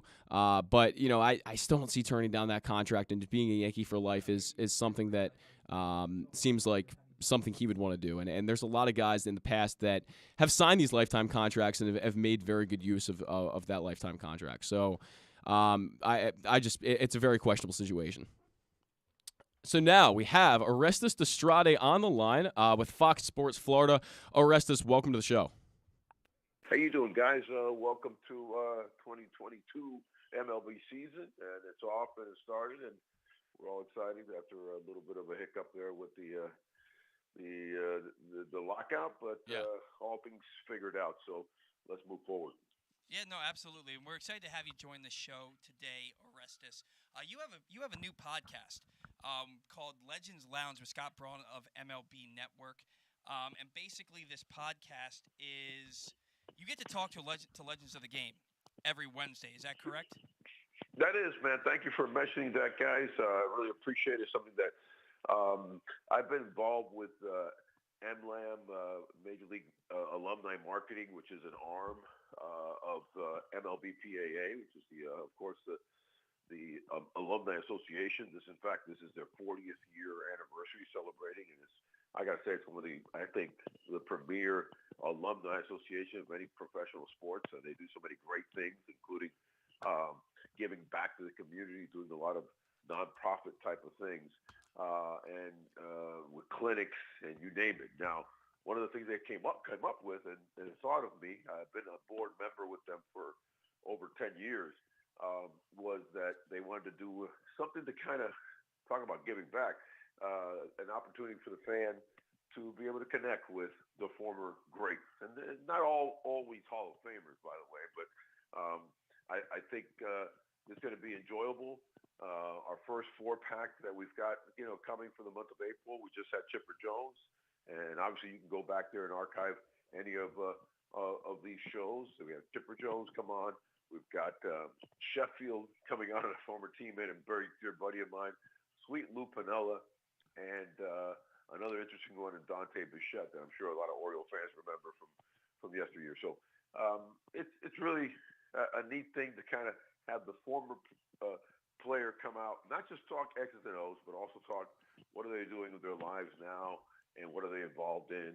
And I think it's going to be hopefully a big hit. And you just had you mentioned that you talked to Chipper Jones. The first installment was this past Wednesday at 6 o'clock. That was, this past Wednesday the 6th at 1 o'clock. Will this be right at 1 o'clock every Wednesday moving forward, or is yes. it just on Wednesdays? Every Wednesday is going to be a brand new former legend, as we call them, in the Legends Lounge. So you can come on in and sit down and enjoy a fresh new story. This last one, and I'll add this, I kind of came up with a little tweak at the end of each interview, and that is the show's about 45 minutes long to an hour, depending how it goes, and we have a lot of different interesting segments, I'm sure, just like you guys do. But one of the segments I came up with is No Way Jose, which is the last question we ask is kind of like, hey, give us something zany or goofy that might have happened in your career that you want to share with us. So far, so enjoyable. The first one you got to listen to, because what he said about a former All-Star, and not just All-Star, but one of the greatest pitchers in the last 20 years, by the name of Greg Maddux, was a great story. So you got to go on there and check some of these stories out, because they're going to be the beauty of baseball. And since this is what we're talking about on your show, obviously, is that there's so many great stories that come about because there's together so many days of a season, 162 games and spring training, and you're always together. You're always kind of creating new stories, unlike any other sports, major sports. So it's a beautiful thing, and I think you'll enjoy the first segment of Legends Lounge. Now, Orestes, where can listeners go to? It aired live on Wednesday. Where can they go to listen to past episodes? Well, actually, the MLBPA does have a simple cast. It's called Simplecast that you can go on to. But anywhere that you go out and you listen to your podcast these days, obviously the top one being Spotify. But we have done a deal with a Sirius XM. So Sirius XM, channel 89 on the MLB network, will be playing it every Wednesday at 1 o'clock. So we're, kind of kicking off at a high level with a lot of accessibility to this podcast. Awesome. I'm certainly looking forward to tuning in. I can't wait to listen to the Chipper Jones. I love Chipper Jones. We in Baltimore have an affinity for really good third basemen. So yes, you do. Baltimore's man, you guys are one of the top, baseball towns, and to be respected as far as the history of baseball from 100 plus years ago. The towns like yourself, St. Louis, New York. Boston, these are the towns that, we have to kind of respect as hallowed grounds when it comes to Major League Baseball. Well, and I'm glad you mentioned that because the pundits around baseball like to use the Orioles as their punching bag. They have the lowest payroll in baseball, and all we hear about is how bad they are, and people just it's dunk on the Orioles season. They're going to win 47 games. I saw somebody say they're going to win 20 games. What's your take on how the Orioles are running this team, and where do you think their future lies? Well, it's a difficult thing, and obviously, this is not the glory years for the Orioles right now of many. Remember, and I'll just kind of quantify my Oriole, background like this. I was a Cuban-born and came over from communist Cuba, thankfully, at around 6 years old, and grew up in Miami. So that right now would tell you that that I follow the Orioles, because where do they have spring training? At Bobby Maduro Stadium for many, many, many years, a few decades. So I understand and know the Oriole history all the way back to, to Mark Belanger and Al Bunbury and obviously the great, Brooks Robinson. Talk about the MLBPAA. He was our president for many, many years. He just retired. So now we're going through a transition, and I still see an immense of talent on this team, and they're just going through that change phase. And I believe that it's a little harsh to be saying that they're going to win, 20-something games, 30-something games, because they're going to surprise some people. Right off the bat yesterday, Mr. Means comes out and throws 4 solid. Because of the nature of, of him being able to only go, 80, 84 pitches, he stays in there a little longer. We have a different game, So as John Means kind of develops and some of the other young pitchers, and obviously, I know that it drops considerably from a Means, to some other, pitchers in essence of quality. Nevertheless, they're there. I like your offense. I think you're going to have some guys that are going to be aggressive swingers, and I think you're going to win a lot more than what they're saying they're predicting. But yeah, this is a transitional period, and without knowing a whole heck of a lot more internally of the organization, I think you never count an organization in a city in an area of baseball such as Baltimore out completely, and that might be a little bit too backward thinking there. Yeah, and we certainly are a baseball town, and we are really looking forward to the next competitive wave of baseball to come through here, hopefully sooner rather than later. Yesterday, for sure, was a competitive game. Looks like the Rays can still pitch, huh? Man, I tell you, that's crazy. But if people ask me, describe the Rays organization or, a few reasons why they've been good for, now over a decade. And right off the bat, I'd say, well, it's the pitching, stupid. I mean, you can't go anywhere else because the arms are ridiculous. And this being during a period of time, when you think about it, that they've unloaded, guys like James Shields, David Price, Blake Snell, and a slew of others. And, they've departed, and now what do you have? McClanahan yesterday showing his wares with 7 strikeouts. Shane Boz, he's nicked up a little bit now, but he'll be around the corner. If you see that kid and what an incredible arm he has. Mm-hmm. Luis Patino, they're the ones that are entering. What they have done, and obviously, the Baltimore Orioles would like to, kind of spark that and find that, is be an incredible group with reference to trusting their system. And what's their system?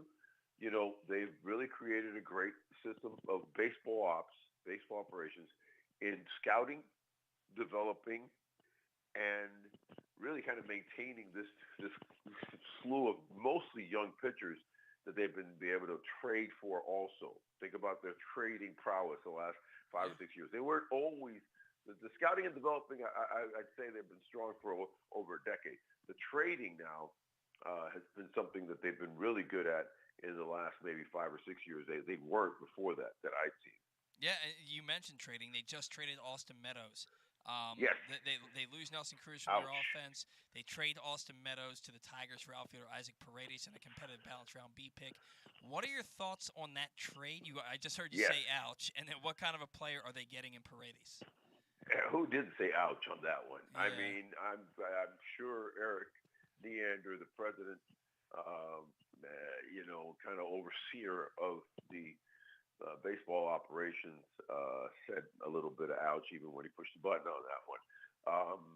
And I'm sure that Kevin Cash said a little bit of ouch. Yeah. Because and if you heard the sound bites definitely from Cash on not one or two occasions in one interview, he said we're going to have to cover, and cover very dramatically some major numbers, and that are 33 homers, 106 RBIs, a guy in Austin Meadows that is possibly an outside, type chance-looking guy to be an MVP type season guy.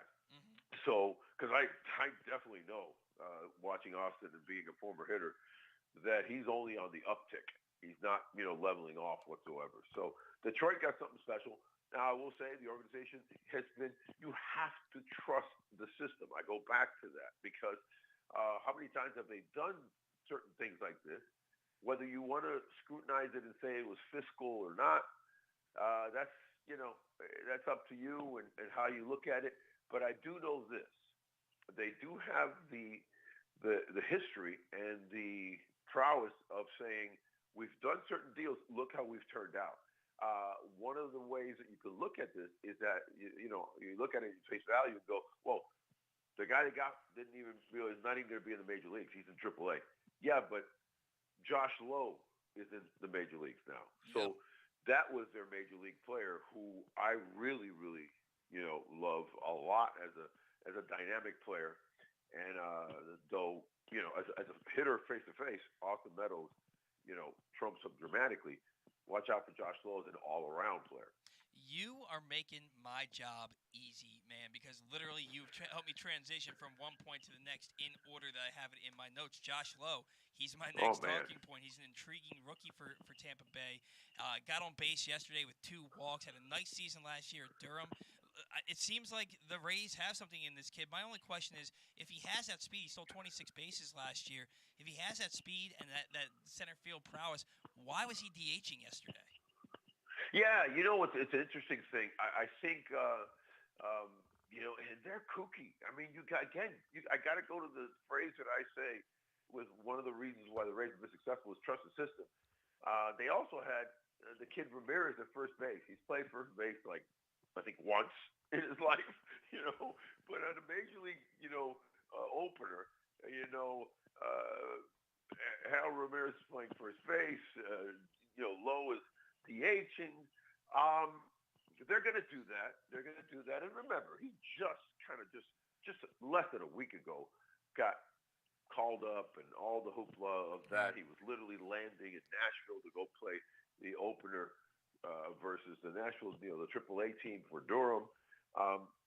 So I understand it. But this kid, and a lot of people also say, well, why didn't they just trade, Kevin Kiermaier if they wanted to free up an outfield spot?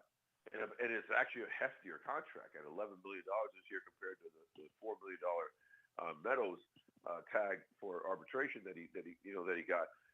It's an easier trade to trade Austin Meadows than probably arguably the best center fielder in the game right now in Kiermaier. Yeah. But that's a tougher trade right now. Wouldn't you agree? So you really have to trust the system with the Rays and what they're trying to do. Orestes, I've heard of two guys in the low minors for the Rays that are extremely impressive, and that one day could be Wander Franco-ish. They're almost on that level, and two guys have an extreme amount of potential. I'm curious if you know anything about them, and I don't want to put you on the spot here, but two guys, Carlos Colmenares and Willie Vasquez. Right. Do you know those two guys? Willie Vasquez, I do. Not so much Colmenares. Okay. And I thought you were going to maybe go. But then when you said at the level of Franco, which is a high praise. Yeah. Yesterday, obviously, he got 3 knocks, no RBIs. Sure. I don't think he scored any runs, but he went 3 for 4. The kid's just a magic hitter. Yeah. I thought maybe you were going to go with Vidal Brujan, but that's not. He's a whole different player. Yeah, I'm looking at two guys a little lower. Yeah, you're going farther down. Yeah, and don't know a heck of a lot about those youngsters, but again, here's where I think the paradigm shift has really kind of went to another level with the Rays, and that is, what is the first thing that we were talking about with reference to the Rays? Arms, right? They really, along with their trading becoming a much more prowess with how they trade. The joke now is that if the Rays call a GM for an interest of a player in the minor leagues or even the major leagues to that other GM hangs up the phone and says, "We're not trading that guy they're interested in because there's something to that guy they got figured out. Their schematics, their obviously sabermetrics has something that we're missing on this particular guy." They have become very good with hitters. When you think back on their drafting and their scouting, their trading, with reference to hitters, you have to go back to Evan Longoria, to the last, hitter. Think about the trend. When you're talking about the Baltimore Orioles trying to go through a shift right now, okay? There was a shift there. Tell me who was a great hitter that came up from the Rays since Evan Longoria that you say, oh, that guy was just a stalwart for offensive player. If you think about it, and there really isn't. There hasn't been that until you get to about 4 or 5 years ago, and you start seeing some of the fruits of their labor with Nate Lowe, Brandon Lau, Josh Lowe now. Obviously, the kid Franco, who was just in an uber elite. So this has been a later shift, and it hasn't been all along like the arms race that they've had, which has been, phenomenal with their picking, choosing, developing, trading for pitchers. One of the guys that you left off that talent list was Randy Arozarena, and this is a guy, he's the reigning AL Rookie of the Year. Former ALCS MVP. Franco's locked up for the next 11 years, but Arozarena hasn't been locked up yet. Have there been extension talks? Are the Rays looking into that? What's going on with him? As far as the extension talks, not my, arena, fellas, but and I keep my ear down, on the ground, but I'll leave that for some other piece. But I will say that they should. Yeah. They should tie him up. There's no doubt about it. This guy is special, and he's another one that, again, they saw the schematics, they saw the makeup of this guy, and they were able to get him from St. Louis in a pretty nice deal. And I think that you're going to see. I think they could tie him up. Now, when you look at Josh Lowe, who's you can control him really good for the next 3 years, and you've got the departure of an Austin Meadows. $4 million, which would have turned easily to, I think, the $8 million in year 2 if he has another one of those 3,100 type years, right, in arbitration. So you take those off the books. You take there's no doubt that somewhere down the line, this is probably, as much as I love on and off the field Kevin Kiermaier, but his $11 million, I think he has, maybe there's one more year, or this might even be the last year. So then you could say, okay. And that one you might have to look up. But I think either this is the last year or maybe one more year. Somehow that's going to be off the books. There you go. There's where you're freeing up money to tie up a guy. And remember, the Wander Franco deal, you really have to commend the Rays. I'll ask you guys, how much do you think the first 4 years of Wander Franco's deal is? The first 4 years? 4 years. I couldn't even fathom a guess. $18 million. Wow. So this is like a really backloaded contract. Yeah. Exactly. So he's going to get paid. I would have signed it too. It starts at $1 million. This year gets $1 million. Next year gets $2 million. Then it jumps a little bit, and it jumps a little bit. Then you get into, but it's very reminiscent in nature to a little bit different, but close to the Giancarlo Stanton deal of yesteryear that Loria signed. Back in the day, it was the biggest deal in the history of sports. I think 325, somewhere around there, for Stanton. But it started at like 6, went to 7, 8, stayed hovering there, then jumped to 25, 27, 28. And by then he was, with the New York Yankees. So Wander Franco's sitting real nice. And I think they're wanting to see if Arozarena is the real deal. I think he is. Yeah. And then you'll see him get tied up. Yeah, and you make a great point. Kevin Kiermaier, his contract is up at the end of the year. There's an option for 2023, but I could totally see the Rays moving on from him. If Wander Franco's contract is so backloaded, it frees up money right now to go out and extend a Randy Arozarena. I think that's an excellent point.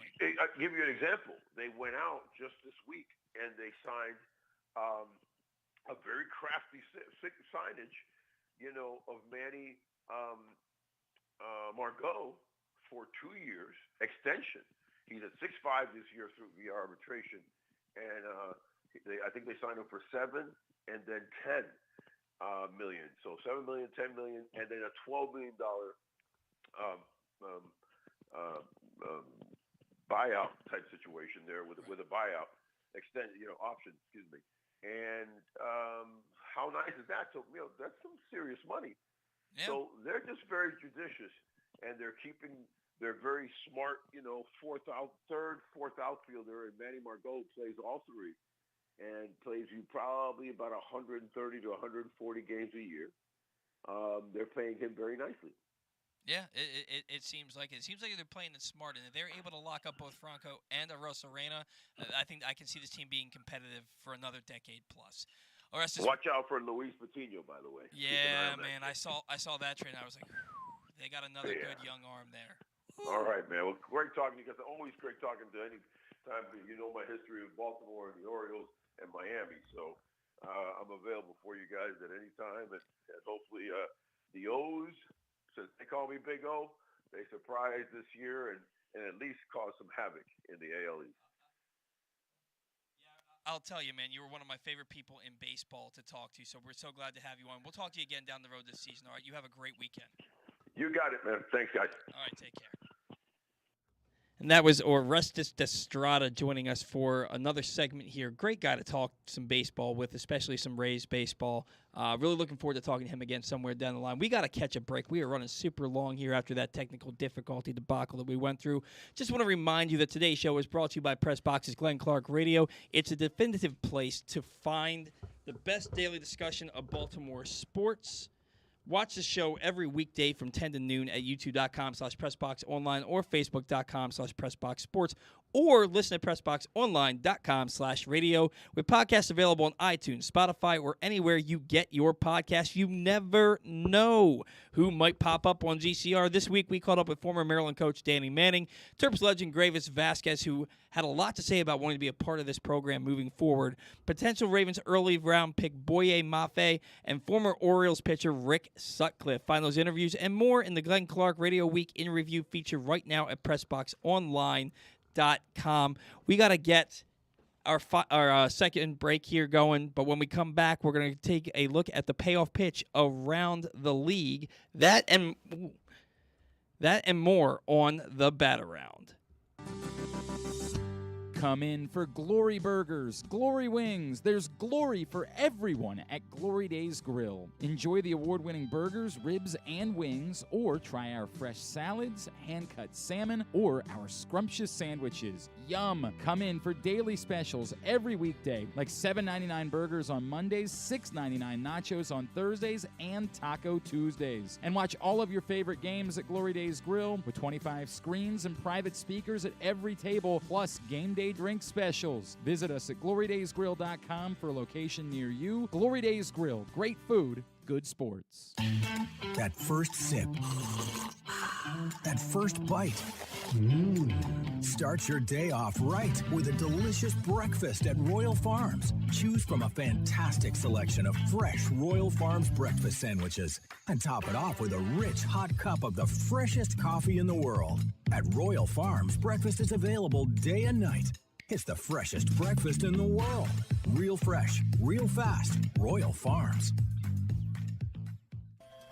Sports betting has come to Maryland, and we're ready to help you win some money. Tune in for Simply the Bets with Glenn Clark and Paul Valley every Tuesday morning at 11:40. FanDuel Sportsbook GM Bruce Billick and VSiN's Aaron Oster join the guys every week to give you all of the info you need and even a few winners. So come win some money with us on Simply the Bets every Tuesday at 11:40 a.m. Brought to you by the FanDuel Sportsbook at Live Casino and Hotel Maryland. Listen at PressBoxOnline.com/radio. Watch at YouTube.com/PressBoxOnline.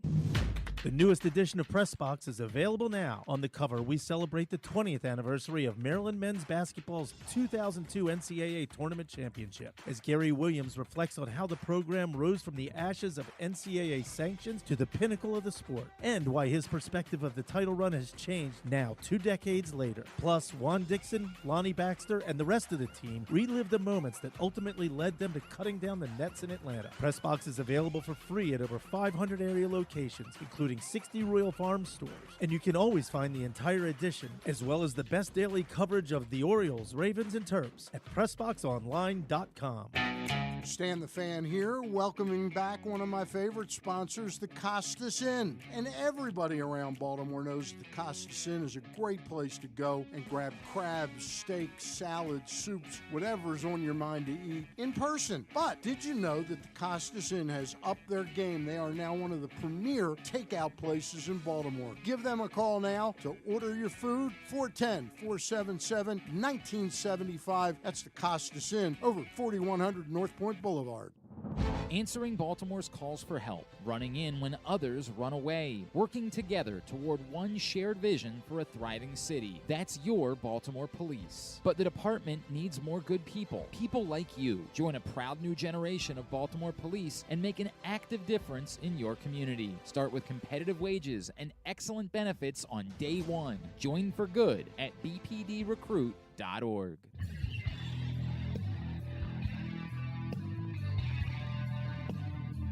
All right, welcome back into the Batter. I just want to apologize to our viewers and our listeners for the dead air that we had there while we were having technical difficulties. And honestly, being a pro, I should have gone to a break and worked it out. And just apologies for the dead air. The interview with Orestes was really great. I hope he stuck around for that because he's always awesome. I can't wait to have him back on the show. Just a really very good at what he does. Really personable guy. But if you stuck with us through the debacle there for a few minutes, God bless you. Thank you so much for sticking around. And we are back here on the Batter Round. It is time for the first edition, the first regular season edition since last year of the payoff pitch around the league. It was a pitcher's duel from start to finish, but the Rays and their 2 sac flies were enough to overcome the Orioles, who went 0 for 7 with runners in scoring position as the Rays topped the O's 2-1. Rizzo, LeMahieu, and Stanton all homer, but it was newcomer Josh Donaldson who played the hero with a walk-off single in the 11th inning of his first game as a Yankee, as the Bronx Bombers took down the Red Sox 6-5. Andrew Vaughn, the number 3 overall pick in the 2019 draft, hit a homer in the top of the 9th to give the White Sox and all-world closer Liam Hendricks a 1-run lead, but Eric Haas tied the game in the bottom half with a homer of his own, and Javi Baez enamored himself in the south side with a walk-off single off the wall and right that was originally ruled a catch before it was overturned on review when they saw that the ball hit the wall first as the Tigers toppled the White Sox 5-4. Kyle Schwarber hit a leadoff homer in his team debut as the Phillies racked up 9 runs on 11 hits and taking down the no-name Athletics 9-5. A 5-run 4th inning was all the Dodgers needed as Walker Buehler went 5 solid innings and the bullpen struck out 7 in 4 innings of 1-run ball to spoil Chris Bryant's Rockies debut as the Dodgers took care of business against Colorado 5-3. Mitch Haniger picked up where he left off last year, blasting a 2-run shot in the first inning, and Robbie Ray, the defending AL Cy Young Award winner, threw 7 innings of 3-hit ball in his Mariners debut to lead Seattle over the Twins 2-1. Joey Bart blasted a homer as the new franchise catcher, and Logan Webb spun 6 innings of 1-run ball to help the Giants stop the Marlins 6-5. Benches cleared after Francisco Lindor took a fastball to the face, but Max Scherzer cares not about these things as he struck out 6 in 6 innings in his return to D.C., leading the Mets over the Nationals for the second straight night, this time 7-3. Trailing 7-0, entering the bottom half of the fourth, the Blue Jays scored 10 runs in the 4th through 8th innings, led by Teoscar Hernandez, who homered and drove in 3 to put the Jays over the Rangers 10-8. Atlanta bounced back after their opening day loss behind 5 1/3 excellent innings from Charlie Morton to beat the Reds 7-6. Newcomer Matt Olson tallied 3 hits in the victory. Sean Manaea pitched 7 no-hit innings in his team debut, a night after Yu Darvish threw 6 no-hit innings, but this time the bullpen didn't blow it as the Padres shut down Arizona 3-0. And finally, Kyle Tucker homered twice to put himself on pace for 81 home runs this year, and the Astros scored 8 runs in the 7th inning to wallop the Angels 13-6. Zach, what's on tap across Major League Baseball today? All right, 1 p.m., your Baltimore Orioles take on the Tampa Bay Rays as Jordan Lyles takes the hill for his first Orioles start. The hard-throwing Dylan Cease takes on former number 1 overall pick Casey Mize as the White Sox battle the Tigers. At 2 p.m., the Mariners are back at Target Field after their win yesterday for another one against the Twins. Former top prospect Mitch Keller takes on Miles Michaelis in a Pittsburgh versus St. Louis battle. Ace Brandon Woodruff looks to help Milwaukee to their first win against Chicago's Cubs at Wrigley Field. At 3 p.m., Kevin Gausman makes his first Blue Jay start against Dane Dunning and his Rangers. At 4 p.m., the Athletics, they look to bounce back against the Phillies. Truly a terrible team this year, but we'll see if they can grab their first win. The pitching-rich Marlins take on last year's best team in the Giants. Luis Severino returns to the mound for the Yankees to try to shut down Nick Pivetta and the Red Sox. 2 young teams, and the Guardians and the Royals square off as Cleveland looks for their first win of the season. At 7 p.m., Chris Bassett makes his Mets debut as they're in the DMV for their 3rd game against the Nats. The Reds will take on the 2021 World Series champion Atlanta Braves. At 8 p.m., the Dodgers visit Coors Field and look for their 2nd win of the season against the Rockies. Joe Musgrove and his Padres battle the Diamondbacks and their very young squad. And then at 9 p.m., Noah Syndergaard makes his debut for the Angels against the legendary Justin Verlander and the Houston Astros for the final game of the night. Some good pitching matchups on tap today. Specifically, that last one, Syndergaard and Verlander, is a really good matchup. Yeah, that's probably the game I'm going to have on my TV tonight. Mm-hmm. My dad's coming in this weekend. He'll be here this afternoon, so that might be a game he and I have to put on. Sure. This evening. Really looking forward to that, to be perfectly honest with you. You know, I'm having a hard time focusing right now because Zach just gave me news that Dwayne Haskins, former Ohio State quarterback, was first-round draft pick of the Washington football team now, or I'm sorry, the Washington Commanders now, and then he was in Pittsburgh as a backup. He died this morning. Yeah. Was hit by a car in South Florida. In South Florida, he died in the hospital. And he would have turned 25 on May 3rd. And it's really hard to focus when something like this happens. And you know, we're a baseball show, but a young life was lost today, and young lives are lost every day. And we don't want to hold somebody above another. But this was a guy who had all this untapped potential, and you know, he was going to maybe have an opportunity this year with the Steelers, and his life just cut far too short. It's heartbreaking. Wild news. It's heartbreaking, and people talking about his on-field performance. It has nothing to do with anything. That's very distasteful is the word I would use. Yeah, it is. I mean, this is a young man who had his future ahead of him, and whether it was in football or anything else. Sure. 25 years old. It's like you see stuff like this, and it's like when Jose Fernandez died. Yeah. It's like when we just heard when we heard Taylor Hawkins, the drummer for the Foo Fighters, die. It stops you in your tracks. Yeah. You know, and I feel like I don't know. It kind of like makes you put everything that you do under a microscope and say, you know, are the things that I'm valuing, are the things that I'm worried about, are the things that I'm doing in my life really worth the stress that they're causing me? When you look at somebody who was, for all intents and purposes, we don't know how this happened, but he's probably just walking down the street. Yeah, you have no, and his life is just over like that, and it's just a devastating thing. it's an absolutely devastating thing. With that, I think we should take our third break here so that I can regroup a little bit, because this one for some reason hit me super hard. Let's grab our third break. When we come back, we're going to talk to Steve Molesky of Masson Sports about the minor leagues, his new gig with WBL, and then we're going to hit Orioles banter after that. That and more next on the Bat Around. Sports fans, the wait is over. The all-new FanDuel Sportsbook is now open at Live Casino and Hotel in Hanover, Maryland. This is your chance to win big right in your own backyard. Bet on every sport with self-service kiosks and watch all of the action from the best seat in the house. Make every moment more at the all-new FanDuel Sportsbook at Live Casino and Hotel in Hanover. Please play responsibly. Gambling problem? Please call 1-800-GAMBLER or visit mdgamblinghelp.org. That first sip. That first bite. Start your day off right with a delicious breakfast at Royal Farms. Choose from a fantastic selection of fresh Royal Farms breakfast sandwiches and top it off with a rich hot cup of the freshest coffee in the world. At Royal Farms, breakfast is available day and night. It's the freshest breakfast in the world. Real fresh, real fast. Royal Farms. Answering Baltimore's calls for help, running in when others run away, working together toward one shared vision for a thriving city. That's your Baltimore Police. But the department needs more good people, people like you. Join a proud new generation of Baltimore Police and make an active difference in your community. Start with competitive wages and excellent benefits on day one. Join for good at bpdrecruit.org. The newest edition of PressBox is available now. On the cover, we celebrate the 20th anniversary of Maryland men's basketball's 2002 NCAA Tournament Championship, as Gary Williams reflects on how the program rose from the ashes of NCAA sanctions to the pinnacle of the sport, and why his perspective of the title run has changed now 2 decades later. Plus, Juan Dixon, Lonnie Baxter, and the rest of the team relive the moments that ultimately led them to cutting down the nets in Atlanta. PressBox is available for free at over 500 area locations, including 60 Royal Farms stores. And you can always find the entire edition, as well as the best daily coverage of the Orioles, Ravens, and Terps at PressBoxOnline.com. The biggest pro wrestling stars today and all time all have one thing in common. You've heard them on Jobbing Out. Matt and Nick Jackson, the Young Bucks. Thanks for having us, man. Appreciate it. The great Kurt Angle. Thanks for having me on the show. I appreciate it. Matt Riddle. Yeah, man. Thanks, man. The champ, Drew McIntyre. Oh, thank you for having me. The great Ron Simmons. Damn.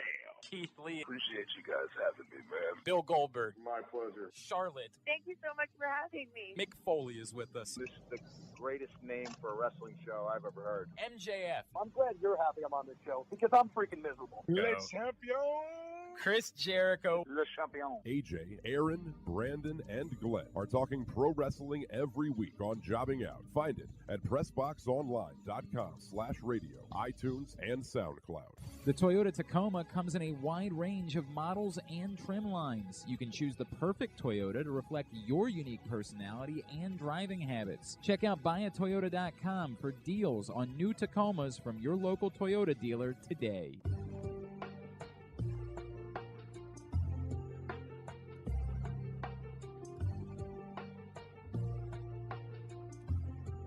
All right, welcome back to the Bat Around here on a lovely Saturday in Baltimore. We have joining us on the line now, and he's doing it on short notice, so we really appreciate it. From Masson Sports and now WBAL, Steve Molesky joins the show. Steve, thanks for taking a few minutes for us here on a Saturday to talk some Orioles baseball. How are you today? Hey, doing good. First and foremost, I want to say congrats to you on your new gig over at WBAL. What can you tell us about what you're going to be doing for them? Well, you know, it will be a radio post-game call-in show similar to what we did at the previous flagship station, where, you know, about 20 or 30 minutes after the game ends and the game broadcast post-game wraps up, we will take air and talk about the game, talk about the future. We do a lot on the minor leagues. We play some audio from the team and the newsmakers and try to keep it interesting and fun and topical and hear from Birdland, man. That's a big part of the show. I want to hear from the fans. As you guys know, I'm very fan-friendly, man. I talk to fans morning, noon, and night on Twitter, my blog, the radio, the mall, the restaurant, wherever I'm at, man. I love to do it. I'm a local guy. It's my team too, so to speak. And so we won't be on every game, but we'll be on after many of them, most of them, and should be fun. Yeah, Steve, I don't know if you know this or not. I was actually working at 105.7 during the baseball season last year, and I was helping produce for a number of your shows that came on. And man, you have some callers that call into the show that I don't know how you keep your patience, man. Patience is a virtue, I guess. How are you able to not just write these people off? You have a ton of patience when they're on the line. I'll give you a couple perspectives that have really been helpful to me.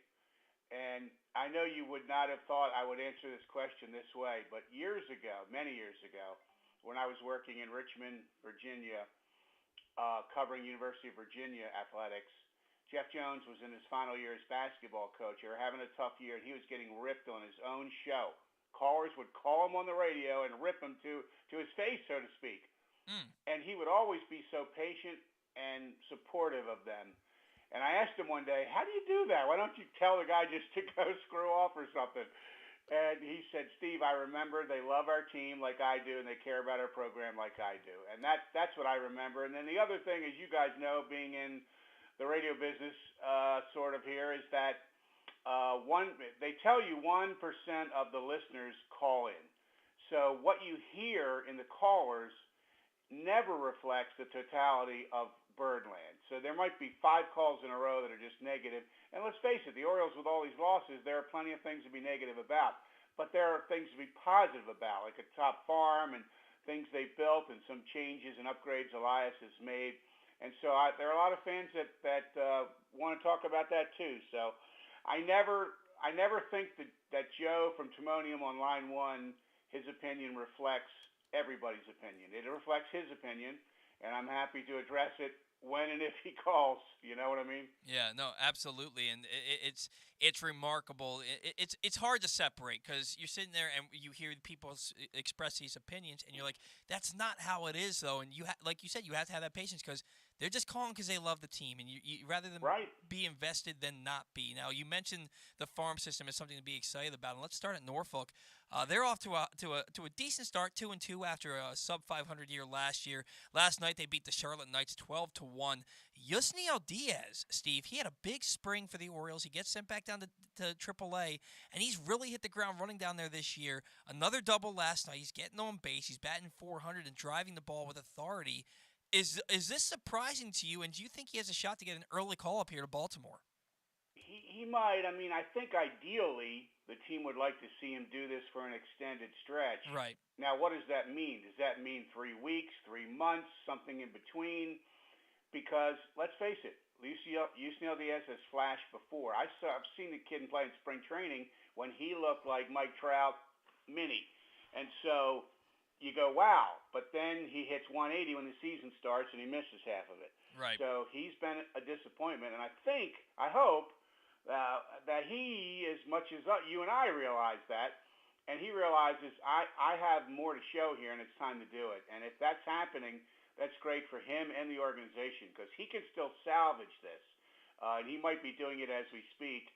And who knows? I mean, I think, like I said, ideally they probably want to wait on him. But if in 4 days one of their key outfielders turns an ankle and has to miss 2 weeks, he could be the guy they turn to.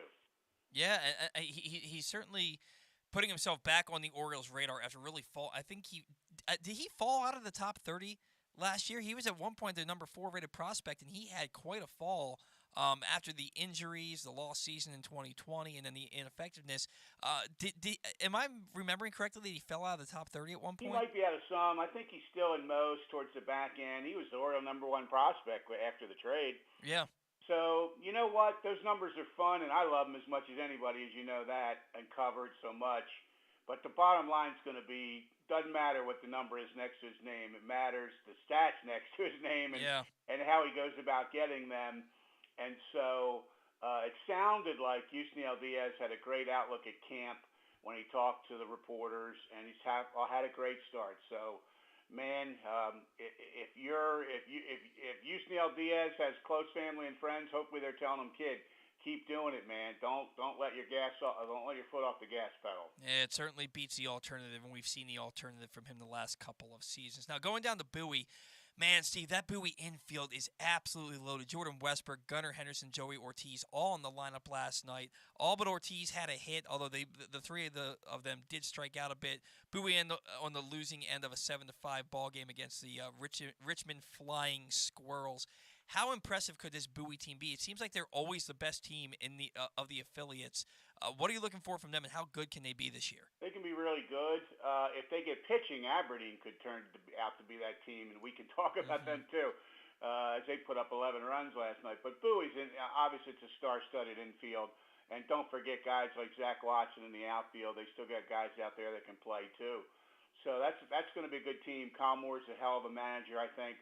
And so I like the plan where essentially in a 6-game series, the big three shortstops will each get there twice, Ortiz, Gunnar, and Westberg. They'll move them around, third, second, DH, whatever, to get their reps and bats. And then the Orioles will sort it out, at some point down the road, who should be the shortstop, who should be at third. Are they guys who, maybe, look at the Rays. They have guys who play different positions. Yeah. And so if it turns out that Gunnar Henderson comes up and one day he's at third, one day, it's probably not going to work out that way. But it's good to have versatility, and it's good to have a lot of options.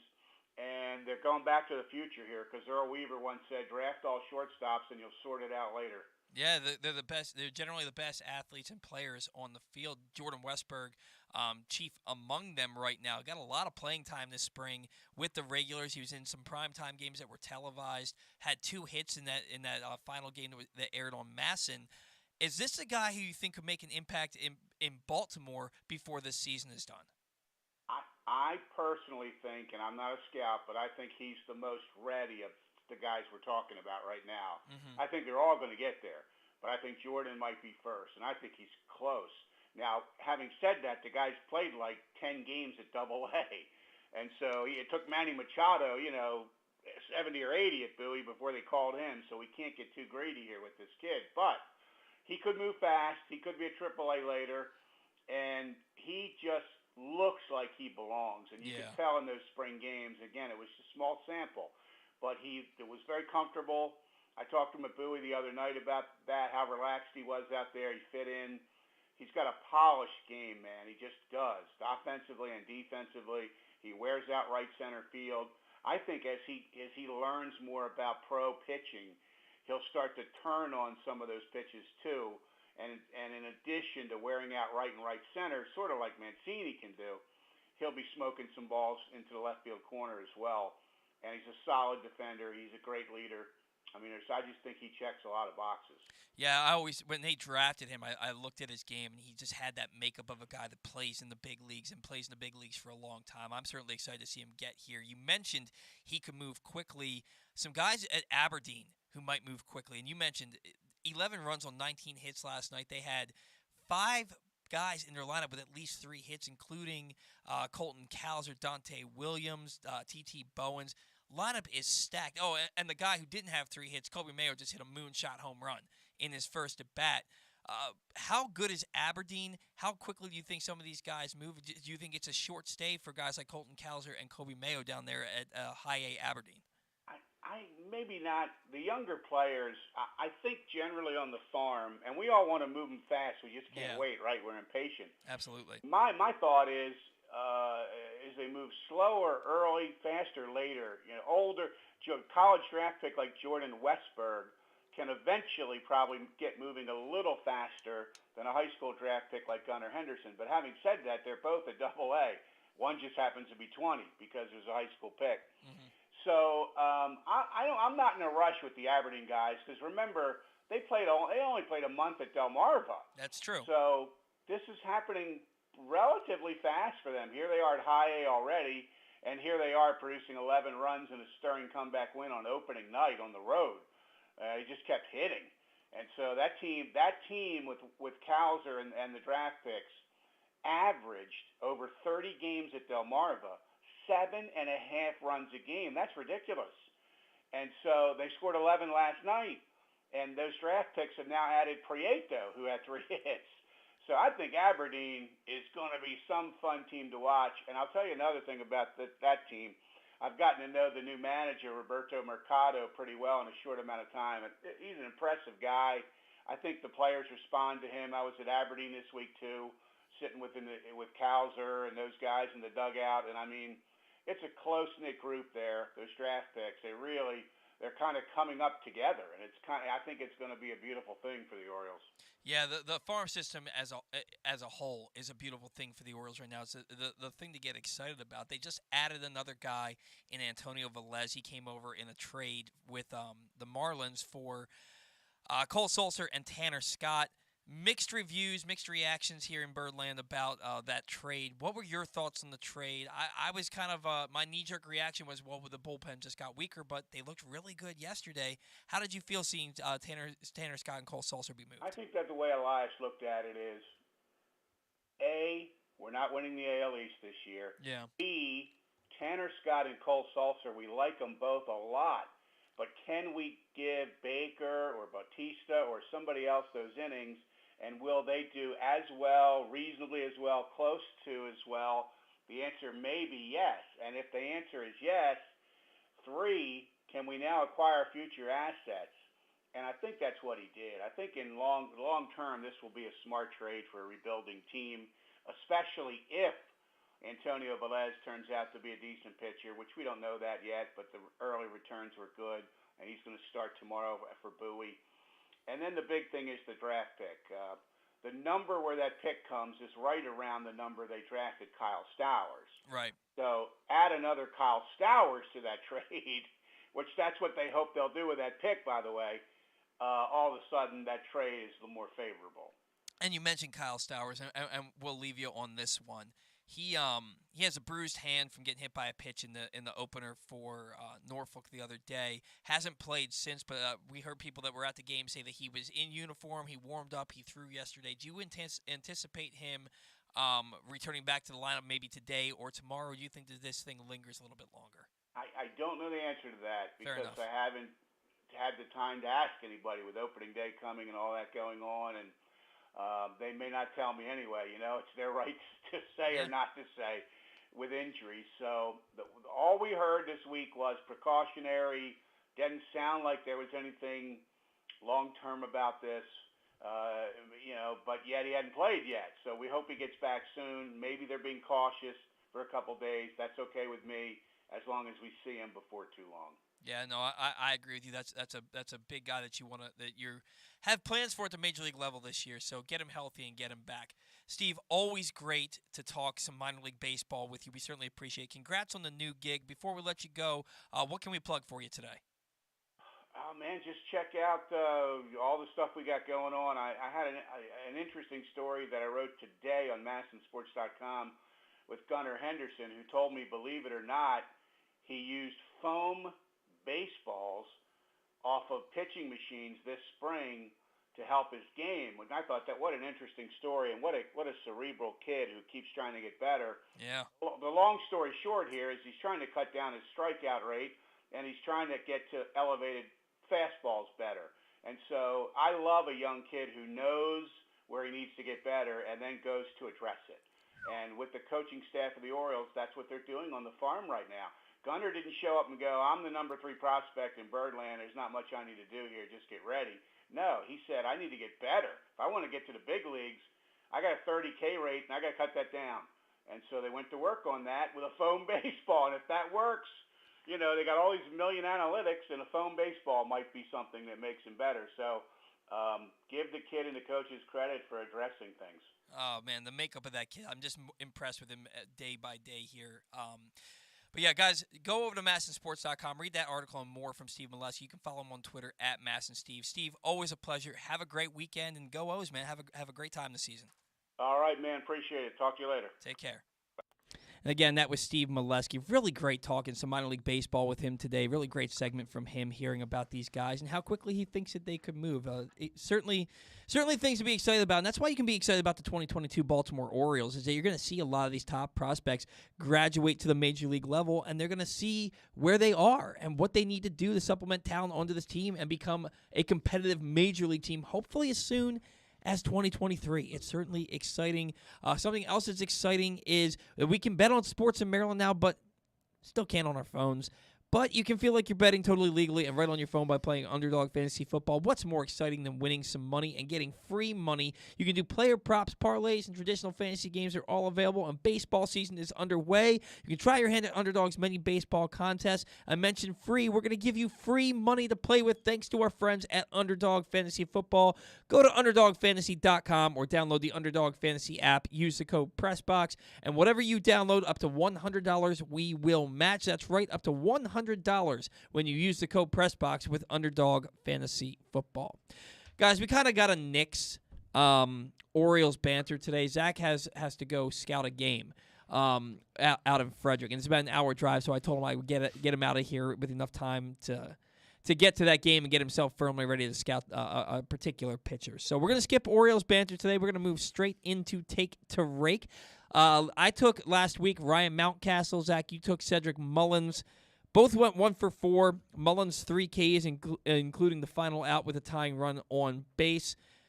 I'm going to call this week a draw. Yeah, I don't see a winner here. Neither one of them raked. No, they both bad. both had a hit. You can make the argument that Mountcastle didn't look as bad as Mullins did but yesterday, he didn't rake. But he didn't rake. So it's a draw, which is like kissing your sister on the first day of the year. We're going to try and get better for next week. So that means two things. One, my picking first translates to this week because we had a draw last week. And this week, I'm going to take Jorge Mateo. Yeah, I was going to do that. I am feeling Jorge Mateo. His swing looks good. His batting eye looks good. He had some really good at-bats yesterday, except for the final. He had a really bad final at-bat, a little over-eager there. But I think this dude's going to hit this year, and I think he's also going to hit with a little bit of pop, too. I was going to do that one. So I'm taking Jorge Mateo. So, Zach, who you got real quick? Yeah, give me Arias. Ramon Arias. That's who I was thinking about also. Arias, he's got one of the best bats. He's going to get on base a lot. He really is. And, he had that nice double yesterday. I'm going to go Arias. All right, so I have Mateo. Zach has Arias. So we're doing a new segment, and it's Final Thoughts. And basically, Zach and I will both give our final thoughts, but somebody gets to steal the thunder. And you get to steal the thunder by if you win Take to Rake, you get to go first with your final thoughts. I didn't win Take to Rake, but I won the last year's Take to Rake, so I'm going to go first today. Okay. Until you beat me, man, these are the privileges and the perks of being the host of the show and winning Take to Rake. All right. My final thought is on Cedric Mullins, and Cedric had a bad spring. He did. He looked lost at the plate at times, and sometimes he swung at some bad pitches, took some poor bats, struck out a ton, and then yesterday he had the base hit, but he struck out 3 times, and that last at bat wasn't particularly competitive. I'm not red alert concerned, but I'm a little concerned. I'm a little concerned that Cedric Mullins may be trying to prove that last season wasn't a fluke. Look, he hit a home run into the wind down in Sarasota that no balls were going out to right field that day, and he still put one over. It would have been a 470-foot home run. The guy can absolutely mash, and which is incredible considering he's 5'8". Right. He's not a big guy. Right. But I think he might be pressing, trying to prove that last year wasn't a fluke.